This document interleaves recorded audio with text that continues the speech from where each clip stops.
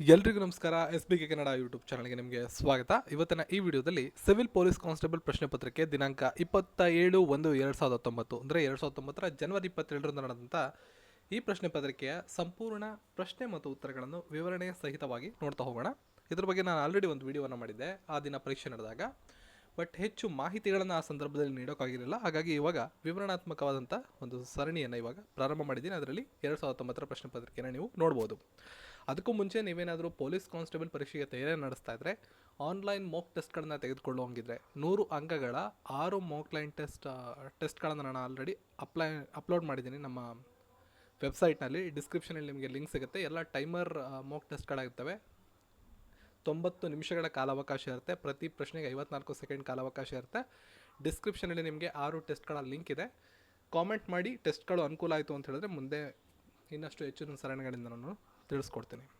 So ಇವತ್ತಿನ ವಿಡಿಯೋವನ್ನು ನಾವು ಶುರು ಮಾಡ್ತಾ ಹೋಗೋಣ. ಹಾಗಾದರೆ, ಮಹಾತ್ಮ ಗಾಂಧೀಜಿಯವರು ತಮ್ಮ ಪ್ರಥಮ ಸ್ವಾತಂತ್ರ್ಯ ಸತ್ಯಾಗ್ರಹವನ್ನು ಎಲ್ಲಿ ಆರಂಭ ಮಾಡಿದರು? ಸೊ ಪ್ರಶ್ನೆಗೆ ಸರಿಯಾದಂಥ ಉತ್ತರ ಚಂಪಾರಣ್ಯ.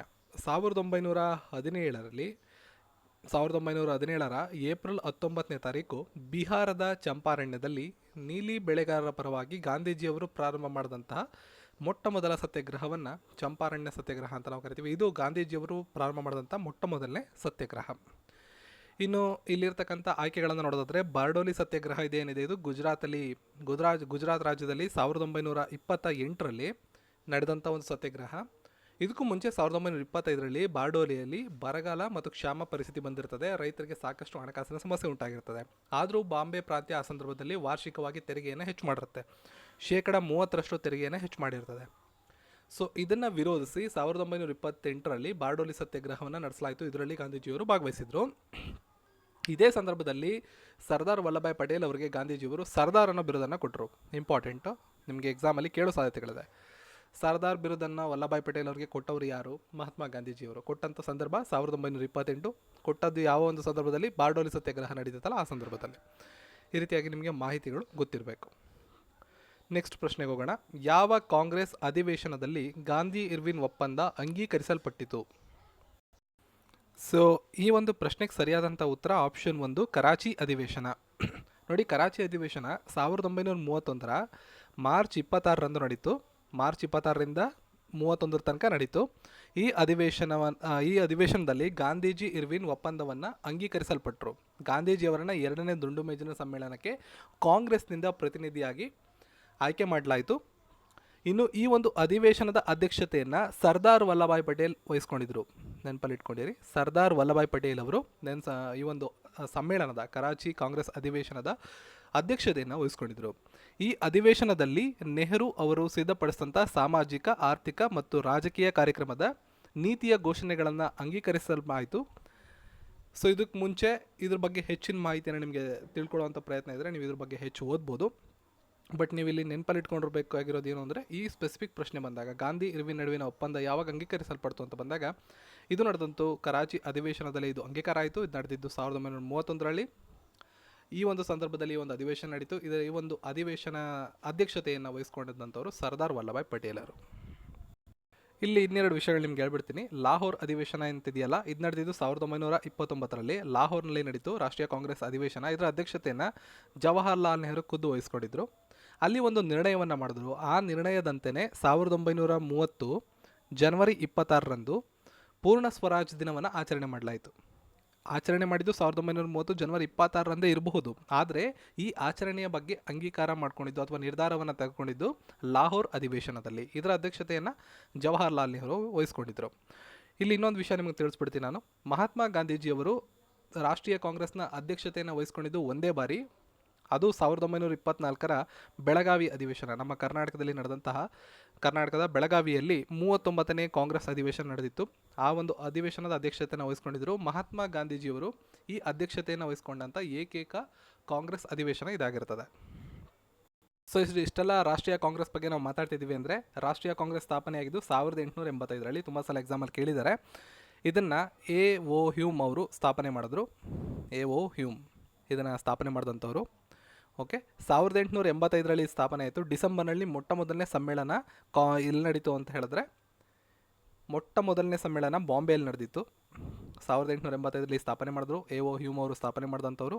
ಮೊಟ್ಟ ಮೊದಲ ಅಧಿವೇಶನ ಬಾಂಬೆಯಲ್ಲಿ ನಡೀತು. ಇದರ ಅಧ್ಯಕ್ಷತೆಯನ್ನು ಉಮೇಶ್ ಚಂದ್ರ ಬ್ಯಾನರ್ಜಿ ಅವರು ಇದರ ಅಧ್ಯಕ್ಷತೆಯನ್ನು ವಹಿಸ್ಕೊಂಡಿದ್ರು. ಸೊ ಮೂರನೇ ಪ್ರಶ್ನೆ ನೋಡಿ, ಪರ್ಯಾಯ ಪದವನ್ನು ಆರಿಸಿ. ಆಹಾರ, ಹೊಟ್ಟೆ, ಅದೇ ರೀತಿ ಇಂಧನ ಅನ್ನೋದಕ್ಕೆ ಯಾವುದು ಅಂತ ಕೊಟ್ಟಿದ್ದಾರೆ. ಸೊ ಆಪ್ಷನ್ 2 ಇಂಜಿನ್ ಅಥವಾ ಯಂತ್ರ. ಕೊಟ್ಟಿರುವ ಆಯ್ಕೆ ಪ್ರಕಾರ ಆಹಾರದ ಸೇವನೆ ಹೊಟ್ಟೆಯಲ್ಲಿ ಜೀರ್ಣಕ್ರಿಯೆಗೊಳ್ಳುತ್ತದೆ, ಅದೇ ರೀತಿ ಇಂಧನ ಯಂತ್ರಗಳಲ್ಲಿರುವ ಇಂಜಿನ್ಗೆ ಆಹಾರವಾಗಿರ್ತದೆ. ಆ ಒಂದು ರೂಪದಲ್ಲಿ ಆಪ್ಷನ್ 2 ಸರಿಯಾದ ಉತ್ತರ ಆಗುತ್ತೆ. ನೆಕ್ಸ್ಟ್, ಗುಂಪಿನಲ್ಲಿರುವ ಇತರ ಪದಗಳಿಗೆ ಕಡಿಮೆ ಸರಿ ಹೊಂದುವ ಪದವನ್ನು ಆರಿಸಿ ಅಂತ ಕೊಟ್ಟಿದ್ದಾರೆ. ಪಿಸ್ತೂಲ್, ಗನ್ನು, ರೈಫಲ್ಲು, ಖಡ್ಗ. ಇವು 4ರಲ್ಲಿ ಖಡ್ಗವನ್ನು ನಾವು ಇಲ್ಲಿ ಗುಂಪಿಂದ ಆಚೆ ತೆಗಿಬೇಕಾಗುತ್ತೆ.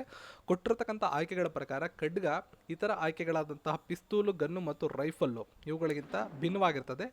ಈ ಖಡ್ಗ ಅನ್ನೋದು ಪ್ರಾಚೀನ ಕಾಲದಲ್ಲಿ ನಾವು ಬಳಸ್ತಿದ್ದಂಥ ಒಂದು ಸಶಸ್ತ್ರ, ಪ್ರಮುಖವಾದಂಥ ಸಶಸ್ತ್ರವಾಗಿದೆ. ಇವು 3 ಕೂಡ ಒಂದು ಗುಂಪಲ್ಲಿ ಬರ್ತವೆ. ಖಡ್ಗ ಈ ಗುಂಪಲ್ಲಿ ಬರೋದಿಲ್ಲ, ಹಾಗಾಗಿ ಗುಂಪಿನಿಂದ ಆಚೆ ತೆಗೆಯಲಾಗಿದೆ. ನೆಕ್ಸ್ಟು, ಶಬ್ದದ ತೀವ್ರತೆಯನ್ನು ಅಳೆಯಲು ಇರುವಂಥ ಏಕಮಾನ. ಆಪ್ಷನ್ 2 ಡೆಸಿಬಲ್ಸ್ ಅಂತ ಕರಿತೀವಿ. ಶಬ್ದದ ತೀವ್ರತೆಯನ್ನು ಅಳೆಯಲಿರ್ತಕ್ಕಂಥ ಏಕಮಾನವನ್ನು ಡೆಸಿಬಲ್ಸ್ ಅಂತ ಕರೆಯಲಾಗ್ತದೆ. ಭಾರತದಲ್ಲಿ ಫ್ರೆಂಚರ ಅದೃಷ್ಟ ಪರೀಕ್ಷೆಗೆ ನಿರ್ಣಾಯಕವಾದಂಥ ಕದನ ಯಾವುದು? ಮುಂದಿನ ಪ್ರಶ್ನೆ. ಸೊ ಪ್ರಶ್ನೆಗೆ ಸರಿಯಾದಂಥ ಉತ್ತರ ವಾಂಡಿವಾಶ್ ಕದನ. ಆಪ್ಷನ್ 3 ವಾಂಡಿವಾಶ್ ಕದನ ಭಾರತದಲ್ಲಿ ಫ್ರೆಂಚರ ಅದೃಷ್ಟ ಪರೀಕ್ಷೆಗೆ ನಿರ್ಣಾಯಕವಾದಂಥ ಕದನ ಅಂತ ಕರಿತೀವಿ.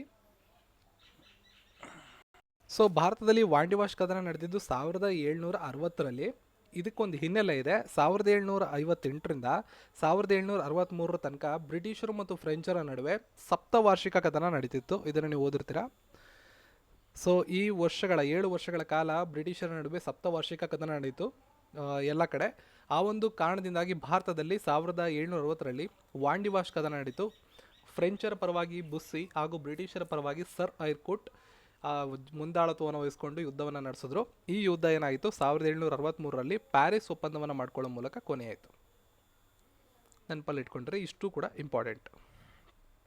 ಸೊ ಈ ಯುದ್ಧಗಳ ಬಗ್ಗೆ ಮಾತಾಡಬೇಕಾದ್ರೆ ಇನ್ನೆರಡು ವಿಷಯ ಹೇಳ್ಬಿಡ್ತೀನಿ, ಜಾಸ್ತಿ ಪ್ರಶ್ನೆಗಳನ್ನ ಕೇಳಿರೋದು. ಒಂದು ಪ್ಲಾಸಿ ಕದನ, ಮತ್ತೊಂದು ಬಾಕ್ಸರ್ ಕದನ. ಪ್ಲಾಸಿ ಕದನ ಇದೆಯಲ್ಲ 1757 ಜೂನ್ 23ರಂದು ನಡೆದಿದ್ದು.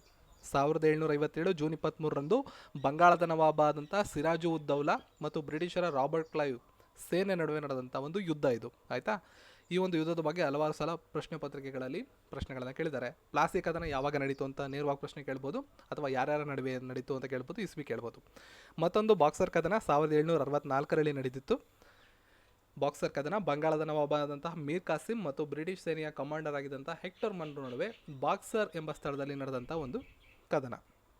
ಈ ಒಂದು ಕದನ ಏನಿದೆ ಬಾಕ್ಸರ್ ಕದನ, ಇದಕ್ಕೆ ಅಲಹಾಬಾದ್ ಒಪ್ಪಂದವನ್ನು ಮಾಡಿಕೊಂಡ್ರು. ಈ ಒಪ್ಪಂದ ಮಾಡ್ಕೊಂಡ ನಂತರ ಈ ಕದನ ಅಂತ್ಯಗೊಳ್ತು. ಇವೆರಡನ್ನ ನೀವು ನೆನಪಲ್ಲಿಟ್ಕೊಂಡಿರಿ.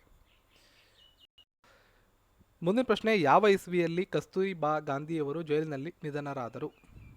ಪ್ರಶ್ನೆಗೆ ಸರಿಯಾದಂಥ ಉತ್ತರ ಆಪ್ಷನ್ 2 1944. ಮಹಾತ್ಮ ಗಾಂಧೀಜಿಯವರ ಪತ್ನಿ ಅಲ್ಲದೆ ಒಬ್ಬ ಸಾಮಾಜಿಕ ಕಾರ್ಯಕರ್ತೆ ಕೂಡ ಆಗಿದ್ದರು ಕಸ್ತೂರಿಬಾ ಗಾಂಧಿಯವರು. ಇವರು 1942ರಲ್ಲಿ ನಡೆದಂಥ ಕ್ವಿಟ್ ಇಂಡಿಯಾ ಚಳವಳಿ ಮೂಮೆಂಟ್ ಏನು ನಡೀತು ಅದರಲ್ಲಿ ಭಾಗವಹಿಸಿದರು. ಆ ಸಂದರ್ಭದಲ್ಲಿ ಇವ್ರನ್ನ ಅರೆಸ್ಟ್ ಮಾಡಿ ಪುಣೆಯ ಆಗಾ ಖಾನ್ ಜೈಲಿಗೆ ಇವರನ್ನು ಬಂಧಿಸಿಡಲಾಗಿತ್ತು. ಆ ಸಂದರ್ಭದಲ್ಲಿ ಅವರಿಗೆ ಆರೋಗ್ಯ ಹದಗೆಡುತ್ತೆ. ಅಲ್ಲಿ 1944ರಲ್ಲಿ ಅವರು ನಿಧನರಾಗ್ತಾರೆ. ಸೊ ಮುಂದಿನ ಪ್ರಶ್ನೆ ನೋಡಿ, ಇವುಗಳಲ್ಲಿ ಯಾವುದು ಯಾಂತ್ರಿಕ ಶಕ್ತಿಯನ್ನು ವಿದ್ಯುತ್ ಶಕ್ತಿಯನ್ನಾಗಿ ಪರಿವರ್ತಿಸುತ್ತದೆ? ಸರಿಯಾದ ಉತ್ತರ ಡೈನಮೋ. ಇದಕ್ಕೆ ರಿಲೇಟೆಡ್ ಆಗಿ ನಿಮಗೆ ಪ್ರಶ್ನೆಗಳನ್ನು ಕೇಳೋ ಸಾಧ್ಯತೆಗಳಿರ್ತದೆ. ಉದಾಹರಣೆಗೆ ಸೌರಕೋಶ ಇರ್ಬೋದು, ಡೈನಮೋ ಇರ್ಬೋದು, ಮೈಕ್ರೋಫೋನ್ ಇರ್ಬೋದು, ಕಲ್ಲಿದ್ದಲಿರ್ಬೋದು, ಹೀಟರ್ ಇರ್ಬೋದು. ಒಂದು ಶಕ್ತಿಯ ರೂಪ ಮತ್ತೊಂದು ಶಕ್ತಿಯ ರೂಪಕ್ಕೆ ಪರಿವರ್ತನೆ ಆಗೋದು ಯಾವ ಒಂದು ರೂಪದಿಂದ ಯಾವ ಒಂದು ರೂಪಕ್ಕೆ ಬದಲಾಗುತ್ತೆ ಮತ್ತು ಯಾವ ಸಾಧನವನ್ನು ಬಳಸಲಾಗ್ತದೆ ಅನ್ನೋದ್ರ ಬಗ್ಗೆ ನಿಮಗೆ ಒಂದು ಪ್ರಶ್ನೆ ಅಂತೂ ಇರುವಂಥ ಸಾಧ್ಯತೆಗಳು ಹೆಚ್ಚಿರ್ತದೆ. 2018ರ G20 ಸಮ್ಮಿಟನ್ನು ಯಾವ ದೇಶ ನಡೆಸಿಕೊಟ್ಟಿತು ಅಂತ ಮುಂದಿನ ಪ್ರಶ್ನೆ. ಸರಿಯಾದಂಥ ಉತ್ತರ ಅರ್ಜೆಂಟೈನಾ. 2018ರ G20 ಸಮ್ಮೇಳನ ಅರ್ಜೆಂಟೈನಾ ದೇಶದ ಬ್ಯೂನಸ್ ಐರಿಸ್ನಲ್ಲಿ ಆಯೋಜನೆ ಮಾಡಲಾಗಿತ್ತು. ಇದು ದಕ್ಷಿಣ ಅಮೆರಿಕ ರಾಷ್ಟ್ರ ಆತಿಥ್ಯ ವಹಿಸಿ ನಡೆಸ್ಕೊಟ್ಟಂಥ ಮೊಟ್ಟ ಮೊದಲ G20 ಸಮ್ಮೇಳನ. ಇದನ್ನು ನೀವು ನೆನಪಲ್ಲಿಟ್ಕೊಂಡಿರಿ. ಸೊ ಮುಂದೆ ನೋಡೋಣ. ನವೆಂಬರ್ 28, 2018ರಂದು ಭಾರತದ ಯಾವ 2 ರಾಜ್ಯಗಳಲ್ಲಿ ಚುನಾವಣೆ ನಡೆಯಿತು? ಇದು ಆ ಸಂದರ್ಭದ ಒಂದು ಪ್ರಚಲಿತ ವಿದ್ಯಮಾನಕ್ಕೆ ಸಂಬಂಧಪಟ್ಟ ಪ್ರಶ್ನೆ. ಪ್ರಶ್ನೆಗೆ ಸರಿಯಾದಂಥ ಉತ್ತರ ಮಧ್ಯಪ್ರದೇಶ ಮತ್ತು ಮಿಜೋರಾಂ, ಆಪ್ಷನ್ 3. ಆ ಸಂದರ್ಭದಲ್ಲಿ ನವೆಂಬರ್ 28, 2018ರಲ್ಲಿ ಚುನಾವಣೆಗಳು ನಡೆದಿದ್ದಂಥದ್ದು. ಇನ್ನು ನವೆಂಬರ್ 26, 2018ರಂದು ಉಪರಾಷ್ಟ್ರಪತಿ ವೆಂಕಯ್ಯ ನಾಯ್ಡು ಅವರು ದೇರಾ ಬಾಬಾ ನಾನಕ್ ಮತ್ತು ಕತರ್ಪುರ್ ಸಾಹಿಬ್ ರಸ್ತೆ ಕಾರಿಡಾರ್ ನಿರ್ಮಾಣ ಅಡಿಪಾಯವನ್ನು ಪಂಜಾಬಿನ ಯಾವ ಜಿಲ್ಲೆಯಲ್ಲಿ ಪ್ರಾರಂಭ ಮಾಡಿದರು ಅಂತ ಕೇಳಿದ್ದಾರೆ. ಸರಿಯಾದ ಉತ್ತರ ಗುರುದಾಸ್ಪುರ್. ಇದು ಕೂಡ ಆಗಿನ ಕರೆಂಟ್ ಅಫೇರ್ಸ್ಗೆ ಸಂಬಂಧಪಟ್ಟ ಪ್ರಶ್ನೆ. ನೆಕ್ಸ್ಟ್ ಕ್ವಶನ್ ನೋಡಿ, ಕೊಂಕಣ್ ಎಂಬುದು ಯಾವ 2 ದೇಶಗಳ ನಡುವಿನ ನೌಕಾ ಅಭ್ಯಾಸವಾಗಿದೆ? ಸೊ ಈ ಪ್ರಶ್ನೆಗೆ ಸರಿಯಾದಂಥ ಉತ್ತರ ಭಾರತ ಮತ್ತು ಯುನೈಟೆಡ್ ಕಿಂಗ್ಡಮ್. ಭಾರತ ಮತ್ತು UK ಇದರ ನಡುವೆ 2018ರ ನವೆಂಬರ್ 28ರಿಂದ ಡಿಸೆಂಬರ್ 6 ತನಕ ಗೋವಾದಲ್ಲಿ ಕೊಂಕಣ್ ಅನ್ನುವ ನೌಕಾ ಅಭ್ಯಾಸ ನಡೆಯಿತು. ಓಕೆ, ಈ ರೀತಿಯಾಗಿ ನೌಕಾ ಅಭ್ಯಾಸಗಳೇನಿವೆ ಇದಕ್ಕೆ ಬಗ್ಗೆ ಒಂದಿಷ್ಟು ಮಾಹಿತಿ ನಿಮ್ಗೆ ಕೊಡ್ತೀನಿ, ಯಾಕಂದರೆ ಎಕ್ಸಾಮಲ್ಲಿ ಒಂದು ಪ್ರಶ್ನೆ ಇದ್ರ ಬಗ್ಗೆ ಬರೋ ಸಾಧ್ಯತೆಗಳಿದೆ. ಇಲ್ಲಿ ನಾನು ಸಮರಾಭ್ಯಾಸಗಳ ಬಗ್ಗೆ ಹೇಳ್ತೀನಿ, ಪರಸ್ಪರ ದೇಶಗಳು. ಭಾರತ ಮತ್ತು ಫ್ರಾನ್ಸ್, ನಾನು ಇಲ್ಲಿ ಮೆನ್ಷನ್ ಮಾಡೋದು ಹೆಸರುಗಳನ್ನು ಮೆನ್ಷನ್ ಮಾಡ್ತೀನಿ ಮತ್ತು ದೇಶಗಳನ್ನು ಹೇಳ್ತೀನಿ. ಮೊದಲನೇದಾಗಿ ನಿಮಗೆ ಎಕ್ಸಾಮಲ್ಲಿ ನಿರೀಕ್ಷೆ ಮಾಡಬಹುದಾದಂಥದ್ದು ವರುಣ ಸಮರಾಭ್ಯಾಸ ಭಾರತ ಮತ್ತು ಫ್ರಾನ್ಸ್ ದೇಶಗಳ ನಡುವೆ ನಡೀತದೆ. ನೆಕ್ಸ್ಟು ಇಂದ್ರ, ಭಾಳ ಸಲ ಎಕ್ಸಾಮಲ್ಲಿ ಈಗ ಆಲ್ರೆಡಿ ಬಂದಿದೆ, ಭಾರತ ಮತ್ತು ರಷ್ಯಾ ದೇಶದ ನಡುವೆ ನಡೀತಕ್ಕಂಥ ಸಮರಾಭ್ಯಾಸ. ಇನ್ನು ಕೊಂಕಣ್ಣು ಭಾರತ ಮತ್ತು UK ಅಂದರೆ ಯುನೈಟೆಡ್ ಕಿಂಗ್ಡಮ್ ನಡುವೆ ನಡೀತದೆ. ನೆಕ್ಸ್ಟು ಭಾರತ ಮತ್ತು ಶ್ರೀಲಂಕಾಗಳ ಜೊತೆ ಮಿತ್ರ ಶಕ್ತಿ ಎನ್ನುವ ಒಂದು ಸಮರಾಭ್ಯಾಸ ನಡೀತದೆ. ಮಿತ್ರ ಶಕ್ತಿ ಭಾರತ ಮತ್ತು ಶ್ರೀಲಂಕಾ. ನೆಕ್ಸ್ಟು ಭಾರತ ಮತ್ತು ಬಾಂಗ್ಲಾದೇಶ, ನಮ್ಮ ನೆರೆಯ ರಾಷ್ಟ್ರ, ಅತ್ಯಂತ ಹೆಚ್ಚು ಉದ್ದದ ಗಡಿಯನ್ನು ಹಂಚ್ಕೊಂಡಿರ್ತಕ್ಕಂಥ ಬಾಂಗ್ಲಾದೇಶ ಜೊತೆ ಸಂಪ್ರೀತಿ ಎಂಬ ಸಮರಾಭ್ಯಾಸವನ್ನು ನಾವು ನಡೆಸ್ತೀವಿ. ನೆಕ್ಸ್ಟು ಭಾರತ ಮತ್ತು ಅಮೇರಿಕಾ, ತುಂಬ ರೇರ್ ಕೇಳಿರೋದು ಬಟ್ ಕೇಳೋ ಸಾಧ್ಯತೆಗಳಿದೆ, ವಜ್ರಪ್ರಹಾರ ಅನ್ನೋದು ಭಾರತ ಮತ್ತು ಅಮೇರಿಕಾ, ಸಂಪ್ರೀತಿ ಅನ್ನೋದು ಭಾರತ ಮತ್ತು ಬಾಂಗ್ಲಾದೇಶ, ಮಿತ್ರಶಕ್ತಿ ಅನ್ನೋದು ಭಾರತ ಮತ್ತು ಶ್ರೀಲಂಕಾ. ಇವು ಇಂಪಾರ್ಟೆಂಟ್. ಲೋಕಸಭೆ ಚುನಾವಣೆಗಾಗಿ ನಾಮಪತ್ರವು ಇವರಿಂದ ಸಲ್ಲಿಸಲ್ಪಡಬಹುದು ಅಂತ ಮುಂದಿನ ಪ್ರಶ್ನೆ ಆಗಿದೆ. ಈ ಪ್ರಶ್ನೆಗೆ ಸರಿಯಾದಂಥ ಉತ್ತರ ಮತಕ್ಷೇತ್ರವೊಂದರ ಮತದಾರರ ಪಟ್ಟಿಯಲ್ಲಿ ಹೆಸರು ಕಂಡು ಬರುವ ಭಾರತದ ಯಾವುದೇ ಪ್ರಜೆ ಅಂತ ಇದೆ. ಆಪ್ಷನ್ 2. ನಮ್ಮ ಸಂವಿಧಾನದ 84ನೇ ವಿಧಿಯನ್ನು ನೀವು ಓದಿದ್ರೆ ಇದ್ರ ಬಗ್ಗೆ ಹೆಚ್ಚಿನ ಮಾಹಿತಿನ ಪಡ್ಕೋಬೋದು. ಸ್ವಲ್ಪ ಸಮಯದವರೆಗೆ ಸುದ್ದಿಯಲ್ಲಿದ್ದ ಡಿಜಿಲಾಕರ್ಗೆ ಸಂಬಂಧಪಟ್ಟಂತೆ ಕೆಳಗಿನ ಹೇಳಿಕೆಗಳಲ್ಲಿ ಯಾವುದು ಸರಿಯಾಗಿದೆ ಅಂತ 2 ಹೇಳಿಕೆಗಳನ್ನು ಇಲ್ಲಿ ಕೊಟ್ಟಿದ್ದಾರೆ. ಸೊ ಮೇಲ್ಕೊಟ್ಟಿರ್ತಕ್ಕಂಥ 2 ಹೇಳಿಕೆಗಳು ಕೂಡ ಸರಿಯಾಗಿದೆ. ಆಪ್ಷನ್ ಬಿ 1 ಮತ್ತು 2. ಇದು ಒಂದು ಡಿಜಿಟಲ್ ಭಾರತದ ಕಾರ್ಯಕ್ರಮದಡಿ ಭಾರತ ಸರ್ಕಾರ ಮಾಡಲ್ಪಟ್ಟ ಡಿಜಿಟಲ್ ಲಾಕರ್ ವ್ಯವಸ್ಥೆಯಾಗಿದೆ ಅನ್ನೋದು ಸರಿ. ಇದು ನೀವು ದೈಹಿಕವಾಗಿ ಎಲ್ಲಿದ್ದೀರಿ ಎಂಬುದರ ಪರಿಗಣನೆ ಇಲ್ಲದೆ ನಿಮ್ಮ ಈ ಡಾಕ್ಯುಮೆಂಟ್ಗಳಿಗೆ ನಿಮಗೆ ಗಮ್ಯತೆಗೆ ಅಂದರೆ ವೀಕ್ಷಣೆಗೆ ಹಸ್ತಗತ ಮಾಡ್ಕೊಳ್ಳೋದಕ್ಕೆ ಅಂದರೆ ಇದನ್ನು ಸೈನ್ ಇನ್ ಮಾಡ್ಕೊಳ್ಳೋದಕ್ಕೆ ಮುಂತಾದವುಗಳಕ್ಕೆ ಅವಕಾಶವನ್ನು ಕಲ್ಪಿಸ್ಕೊಡ್ತದೆ. ಸೊ ಮುಂದಿನ ಪ್ರಶ್ನೆ ನೋಡಿ, ಕೆಳಗಿನ ಗ್ರಹಗಳಲ್ಲಿ ಯಾವುದು ಸೂರ್ಯನ ಸುತ್ತ 1 ಬಾರಿ ಸುತ್ತಲೂ ಗರಿಷ್ಠ ಸಮಯವನ್ನು ತೆಗೆದುಕೊಳ್ಳುತ್ತದೆ ಅಂತ ಕೇಳಿದ್ದಾರೆ. ಸೊ ಆಪ್ಷನ್ ಬಂದ್ಬಿಟ್ಟು ಗುರು ಗ್ರಹ ಸೌರವ್ಯೂಹದಲ್ಲೇ ಪ್ರಜ್ವಲಿಸುವ 2ನೇ ಅತಿ ದೊಡ್ಡ ಗ್ರಹ. ಸೌರವ್ಯೂಹದಲ್ಲಿ ಅತಿ ದೊಡ್ಡ ಗ್ರಹ, ಪ್ರಜ್ವಲಿಸೋದು ಅಂದರೆ ಹೊಳೆಯೋದ್ರಲ್ಲಿ 2ನೇ ಗ್ರಹ. ಬಟ್ ಸೌರಮಂಡಲದಲ್ಲಿ ಗ್ರಹಗಳ ಪರಿಗಣನೆ ಮಾಡಿದ್ರೆ ಅತಿ ದೊಡ್ಡ ಗ್ರಹ ಗುರು ಗ್ರಹವಾಗಿರ್ತದೆ. ಎಷ್ಟು ಸಮಯವನ್ನು ತೆಗೆದುಕೊಳ್ಳುತ್ತೆ ಅಂತ ನಾವು ನೋಡೋದಾದರೆ 9 ಗಂಟೆ 50 ನಿಮಿಷ ಒಂದು ಅಕ್ಷಭ್ರಮಣಕ್ಕೆ ಇದು ತೆಗೆದುಕೊಳ್ತಕ್ಕಂಥ ಸಮಯ.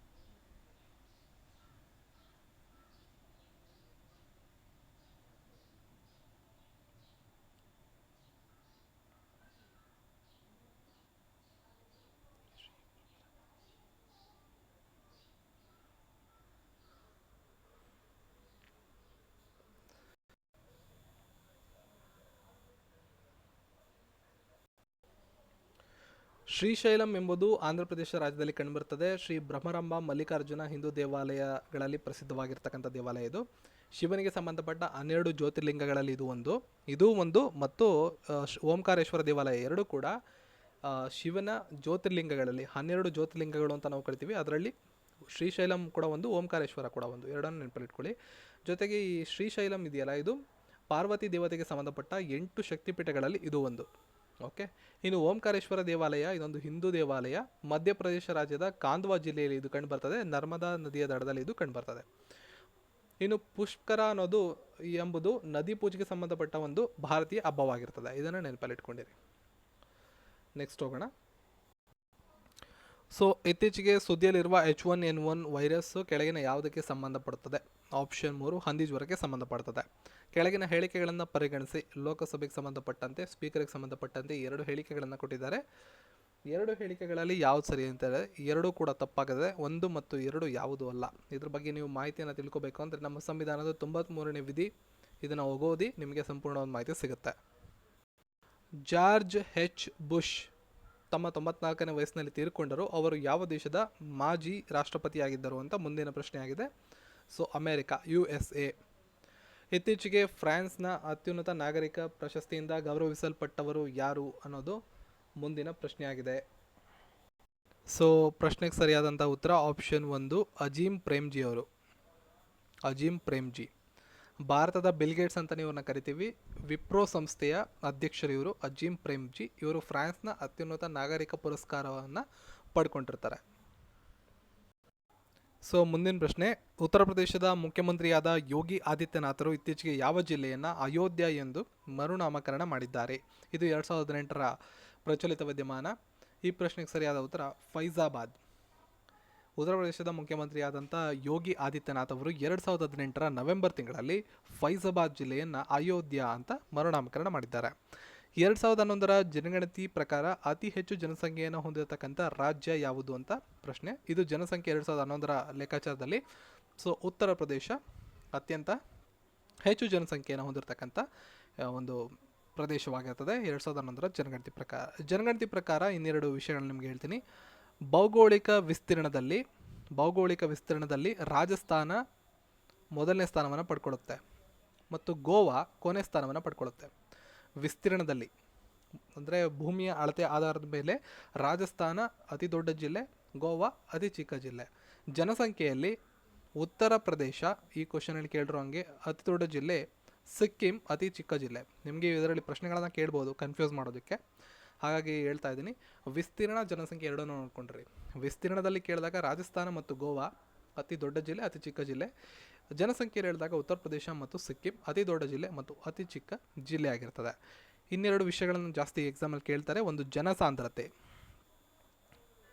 ಜನಸಾಂದ್ರತೆ ಬಗ್ಗೆ ಹೆಚ್ಚು ಕೇಳ್ತಾರೆ. ಬಿಹಾರ ರಾಜ್ಯ ಅತಿ ಹೆಚ್ಚು ಜನಸಾಂದ್ರತೆಯನ್ನು ಹೊಂದಿದೆ. ಅರುಣಾಚಲ ಪ್ರದೇಶ ಅತಿ ಕಡಿಮೆ ಜನಸಾಂದ್ರತೆಯನ್ನು ಹೊಂದಿದೆ.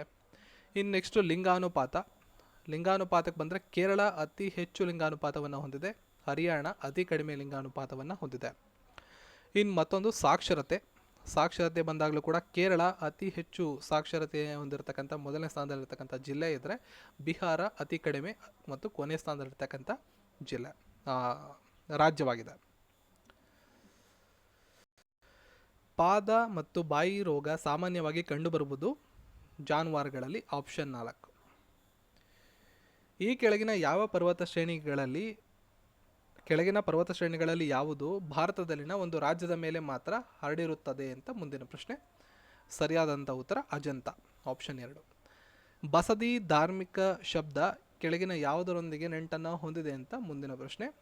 ಸೊ ಆಪ್ಷನ್ 1 ಜೈನ ಧರ್ಮಕ್ಕೆ ಸಂಬಂಧಪಡ್ತದೆ. ನೆಕ್ಸ್ಟು ಸಂಘಕಾಲಂ ಎಂಬಲ್ಲಿ ಸಂಗಮ್ ಎಂಬುದು ಯಾವ ಅರ್ಥವನ್ನು ಕೊಡುತ್ತದೆ ಅಂತ ಮುಂದಿನ ಪ್ರಶ್ನೆಯಾಗಿರ್ತದೆ. ಸೊ 3 ಆಯ್ಕೆಗಳಿವೆ. ಸರಿಯಾದ ಉತ್ತರ ತಮಿಳು ಲೇಖಕರ ಸಭೆ ಅನ್ನೋ ಅರ್ಥವನ್ನು ಕೊಡ್ತದೆ. ಆಪ್ಷನ್ 3 ತಮಿಳು ಲೇಖಕರ ಸಭೆ. ಕರ್ನಾಟಕ ರಾಜ್ಯೋತ್ಸವವನ್ನು ಯಾವ ದಿನಾಂಕದಂದು ನಾವು ಆಚರಣೆ ಮಾಡ್ತೀವಿ? ನಿಮಗೆಲ್ಲ ಗೊತ್ತಿರೋಂಗೆ ನವೆಂಬರ್ 1 ಪ್ರತಿ ವರ್ಷ ಕನ್ನಡ ರಾಜ್ಯೋತ್ಸವವನ್ನು ನಾವು ಆಚರಣೆ ಮಾಡ್ತೇವೆ. ನೆಕ್ಸ್ಟು ಮುಂದಿನ ಪ್ರಶ್ನೆಗೆ ಹೋಗೋಣ. 2018ರ ಫಿಫಾ ವಿಶ್ವಕಪ್ಪನ್ನು ಗೆದ್ದಂಥ ದೇಶ ಯಾವುದು? 2018ರ ಫಿಫಾ ವಿಶ್ವಕಪ್ಪನ್ನು ಗೆದ್ದ ದೇಶ ಫ್ರಾನ್ಸ್. ನೆನಪಲ್ಲಿ ಇಟ್ಕೊಂಡ್ರಿ, ಮತ್ತು ಅಪ್ಡೇಟ್ ಆಗಿರಿ. 2019-20 ಅಪ್ಡೇಟ್ ಆಗಿರಿ. ಎಕ್ಸಾಮಿನೇಷನ್ಸಲ್ಲಿ ಅದನ್ನು ಕೇಳುವಂಥ ಸಾಧ್ಯತೆಗಳಿದೆ. 2018ರಲ್ಲಿ ಫ್ರಾನ್ಸ್ ಮತ್ತು ಕ್ರೊವೇಷಿಯಾ ದೇಶಗಳು ಫೈನಲ್ಸಲ್ಲಿದ್ವು. ಫ್ರಾನ್ಸ್ ವಿನ್ನರ್ ಆಯಿತು, ಕ್ರೊವೇಷಿಯಾ ರನ್ನರ್ ಅಪ್ ಆಗಿತ್ತು. ನೆಕ್ಸ್ಟು G20 ಸಮ್ಮೇಳನಕ್ಕೆ ಭಾರತವು ಯಾವ ವರ್ಷದಲ್ಲಿ ಆತಿಥ್ಯವನ್ನು ನೀಡಲಿದೆ ಎಂದು ಇತ್ತೀಚೆಗೆ ಘೋಷಿಸಲಾಗಿದೆ ಅಂತ ಪ್ರಶ್ನೆ. ಸೊ ಸರಿಯಾದ ಉತ್ತರ 2022. ಏಕೈಕ ತುರ್ತು ಸಂಖ್ಯೆ 112 ಇದೇ ಮೊದಲ ಬಾರಿಗೆ ಪ್ರಾರಂಭ ಮಾಡಿದಂಥ ಭಾರತದ ರಾಜ್ಯ ಯಾವುದು ಅಂತ ಹೇಳಿದ್ರೆ ಹಿಮಾಚಲ ಪ್ರದೇಶ. ಹಿಮಾಚಲ ಪ್ರದೇಶ ರಾಜ್ಯ ಸರ್ಕಾರ ತನ್ನ ರಾಜ್ಯದ ತುರ್ತು ಸಂಖ್ಯೆ 112 ದೇಶದಲ್ಲೇ ದೇಶದಲ್ಲಿ ಅನ್ನೋದಕ್ಕಿಂತ ಇತಿಹಾಸದಲ್ಲೇ ಮೊಟ್ಟ ಮೊದಲನೇ ಬಾರಿಗೆ ಅನುಷ್ಠಾನಕ್ಕೆ ತಂದಿದೆ. ಈ ವ್ಯವಸ್ಥೆ ಅಡಿ ಏನಾಗುತ್ತೆ ಅಂದರೆ ಎಲ್ಲ ತುರ್ತು ಸೇವೆಗಳೇನಿವೆ, ಪೊಲೀಸ್ 100, ಅಗ್ನಿಶಾಮಕ ದಳ 101, ಆ್ಯಂಬುಲೆನ್ಸ್ 102 ಇವೆಲ್ಲ ವಿಲೀನ ಆಗಿ ಒಂದೇ ಸಂಖ್ಯೆ ಆಗುತ್ತೆ. 112 ಕಾಲ್ ಮಾಡಿದ್ರೆ ಸಾಕು. ಎಲ್ಲ ಒಂದು ಬೇರೆ ಬೇರೆ ಇದಕ್ಕೆ ಬೇರೆ ಬೇರೆ ನಂಬರ್ಗಳಲ್ಲಿ ಕಾಲ್ ಮಾಡೋ ಅವಶ್ಯಕತೆ ಇಲ್ಲ. 112 ಕಾಲ್ ಮಾಡಿದ್ರೆ ಎಲ್ಲವನ್ನ ಒಂದೇ ಕಡೆ ಕನೆಕ್ಟ್ ಮಾಡ್ತಕ್ಕಂಥ ಒಂದು ವ್ಯವಸ್ಥೆಯನ್ನು ಇವರು ಜಾರಿಗೆ ತಂದಿರ್ತಾರೆ. ಭಾರತದ ಈ ಕೆಳಗಿನ ಪ್ರದೇಶಗಳಲ್ಲಿ ಈಗ ಯಾವುದು ಪಾರಿಸರಿಕ್ ಸೂಕ್ಷ್ಮ ಪ್ರದೇಶ ಎಂದು ಪರಿಗಣಿಸಲ್ಪಡುತ್ತದೆ ಅಂತ.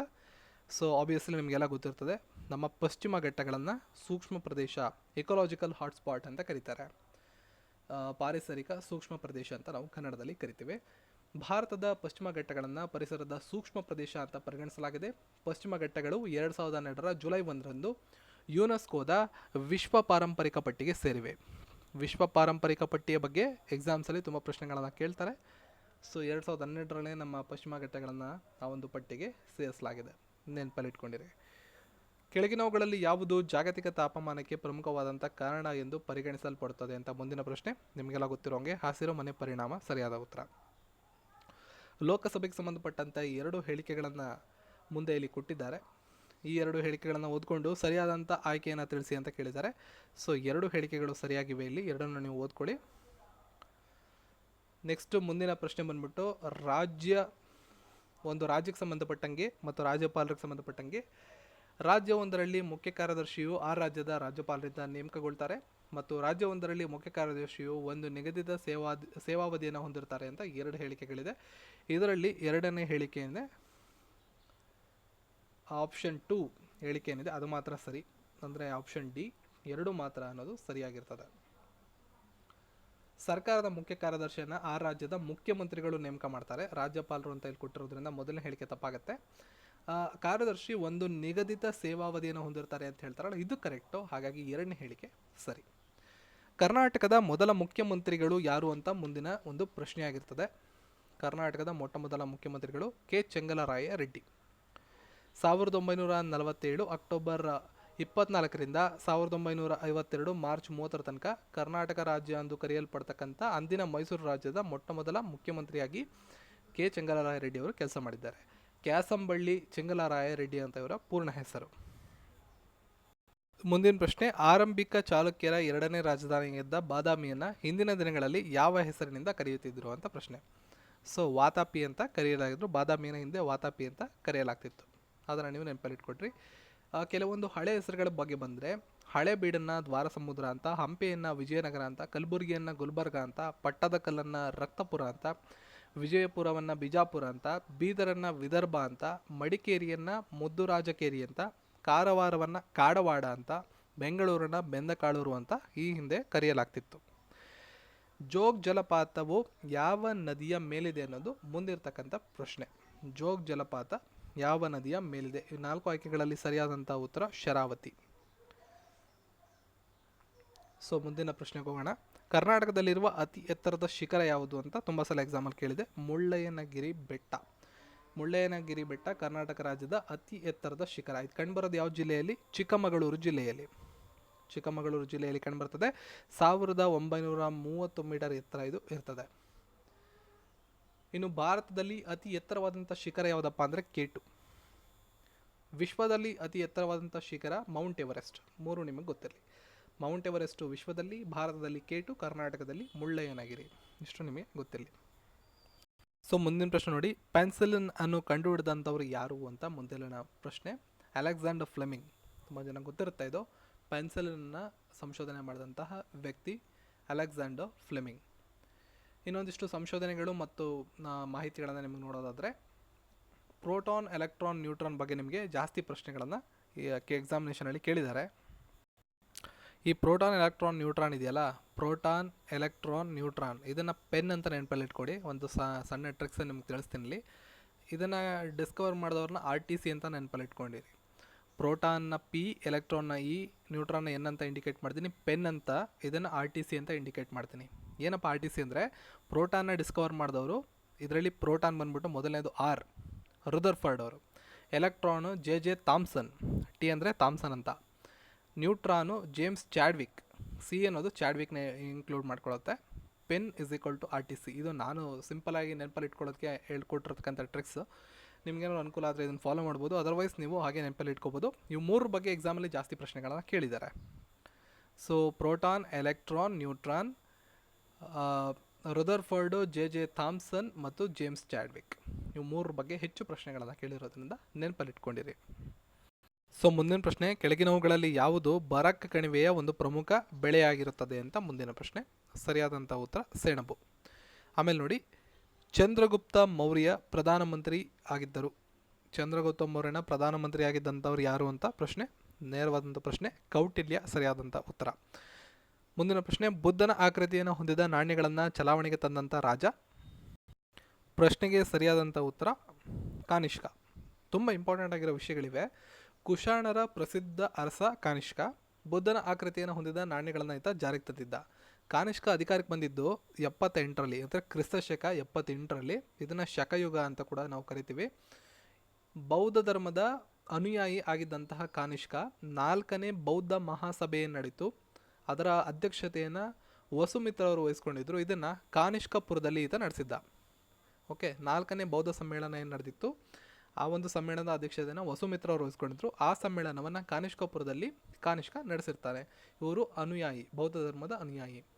ಇನ್ನೊಂದು ವಿಶೇಷ ಇಲ್ಲಿ ತಿಳ್ಕೊಬೇಕಾಗಿರೋದು, 4ನೇ ಬೌದ್ಧ ಸಮ್ಮೇಳನದನ್ನೇ ಬೌದ್ಧ ಧರ್ಮ ಹೀನಯಾನ ಮತ್ತು ಮಹಾಯಾನ ಅಂತ 2 ಪಂಗಡಗಳಾಗಿ ವಿಂಗಡಣೆಯಾಗಿದ್ದು. ಹಾಗಾಗಿ ತುಂಬ ಚೆನ್ನಾಗಿ ನೀವು ನೆನಪಲ್ಲಿ ಇಟ್ಕೊಂಡಿರಬೇಕು.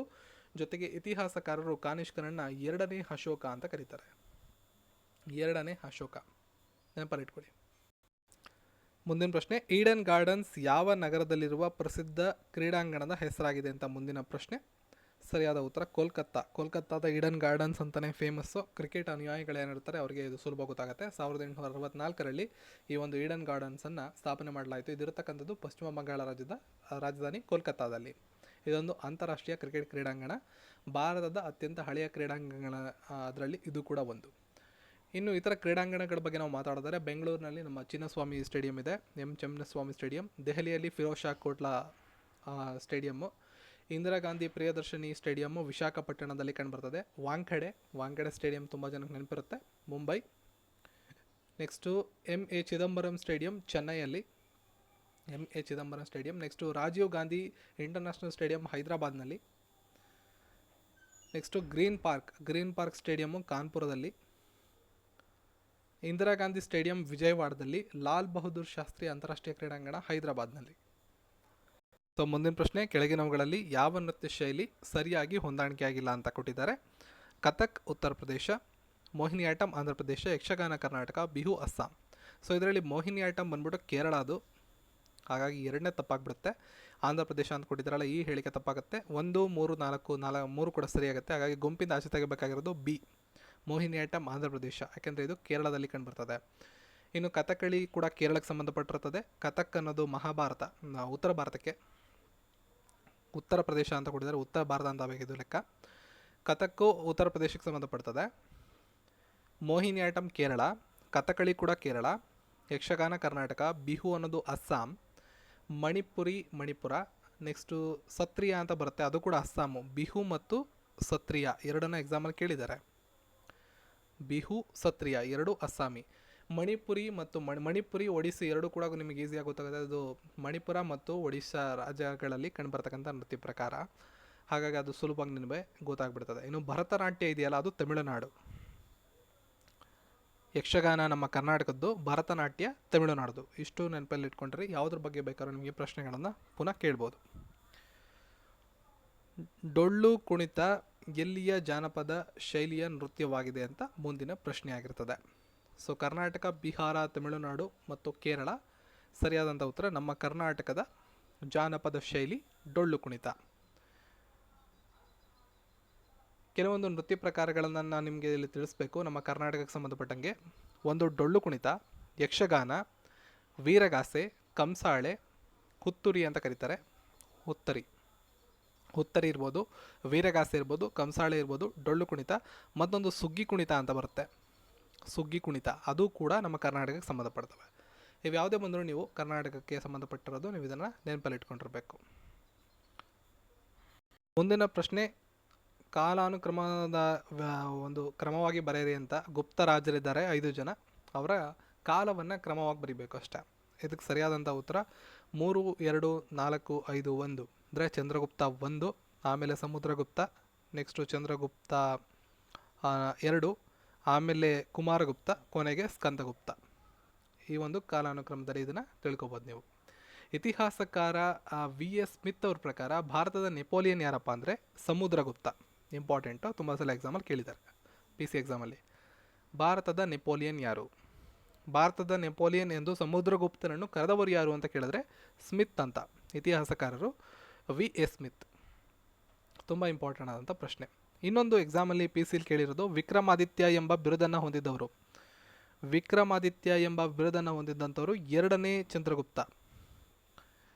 ವಿಕ್ರಮಾದಿತ್ಯ ಎಂಬ ಬಿರುದನ್ನು ಹೊಂದಂಥ ವ್ಯಕ್ತಿ 2ನೇ ಚಂದ್ರಗುಪ್ತ. ತುಂಬ ಸಲ ಎಕ್ಸಾಮಲ್ಲಿ ಕೇಳಿದ್ದಾರೆ. ನೆಕ್ಸ್ಟ್ ಮುಂದಿನ ಪ್ರಶ್ನೆ, ಆಲಮಟ್ಟಿ ಅಣೆಕಟ್ಟನ್ನು ಯಾವ ನದಿಗೆ ಅಡ್ಡಲಾಗಿ ನಿರ್ಮಾಣ ಮಾಡಲಾಗಿದೆ ಅಂತ ಕೇಳಿದ್ದಾರೆ.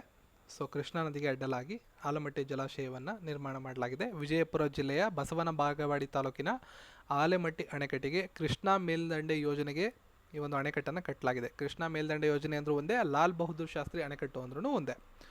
ಸೊ ಹಾಗಾಗಿ ನೆನಪಲ್ಲಿ ಇಟ್ಕೊಂಡ್ರಿ. ಇನ್ನು ವಿಟಮಿನ್ ಎ ಕೊರತೆಯು ಯಾವ ಕಾಯಿಲೆಗೆ ಕಾರಣವಾಗ್ತದೆ ಅಂದರೆ ಇದ್ರ ಬಗ್ಗೆ ತುಂಬ ವಿಡಿಯೋಗಳನ್ನ ಡಿಸ್ಕಸ್ ಮಾಡಿದ್ದೀನಿ. ರಾತ್ರಿ ಅಂಧತ್ವ. ವಿಟಮಿನ್ ಎ ಕೊರತೆ ಆದರೆ ರಾತ್ರಿ ಅಂಧತ್ವ ಉಂಟಾಗುತ್ತೆ.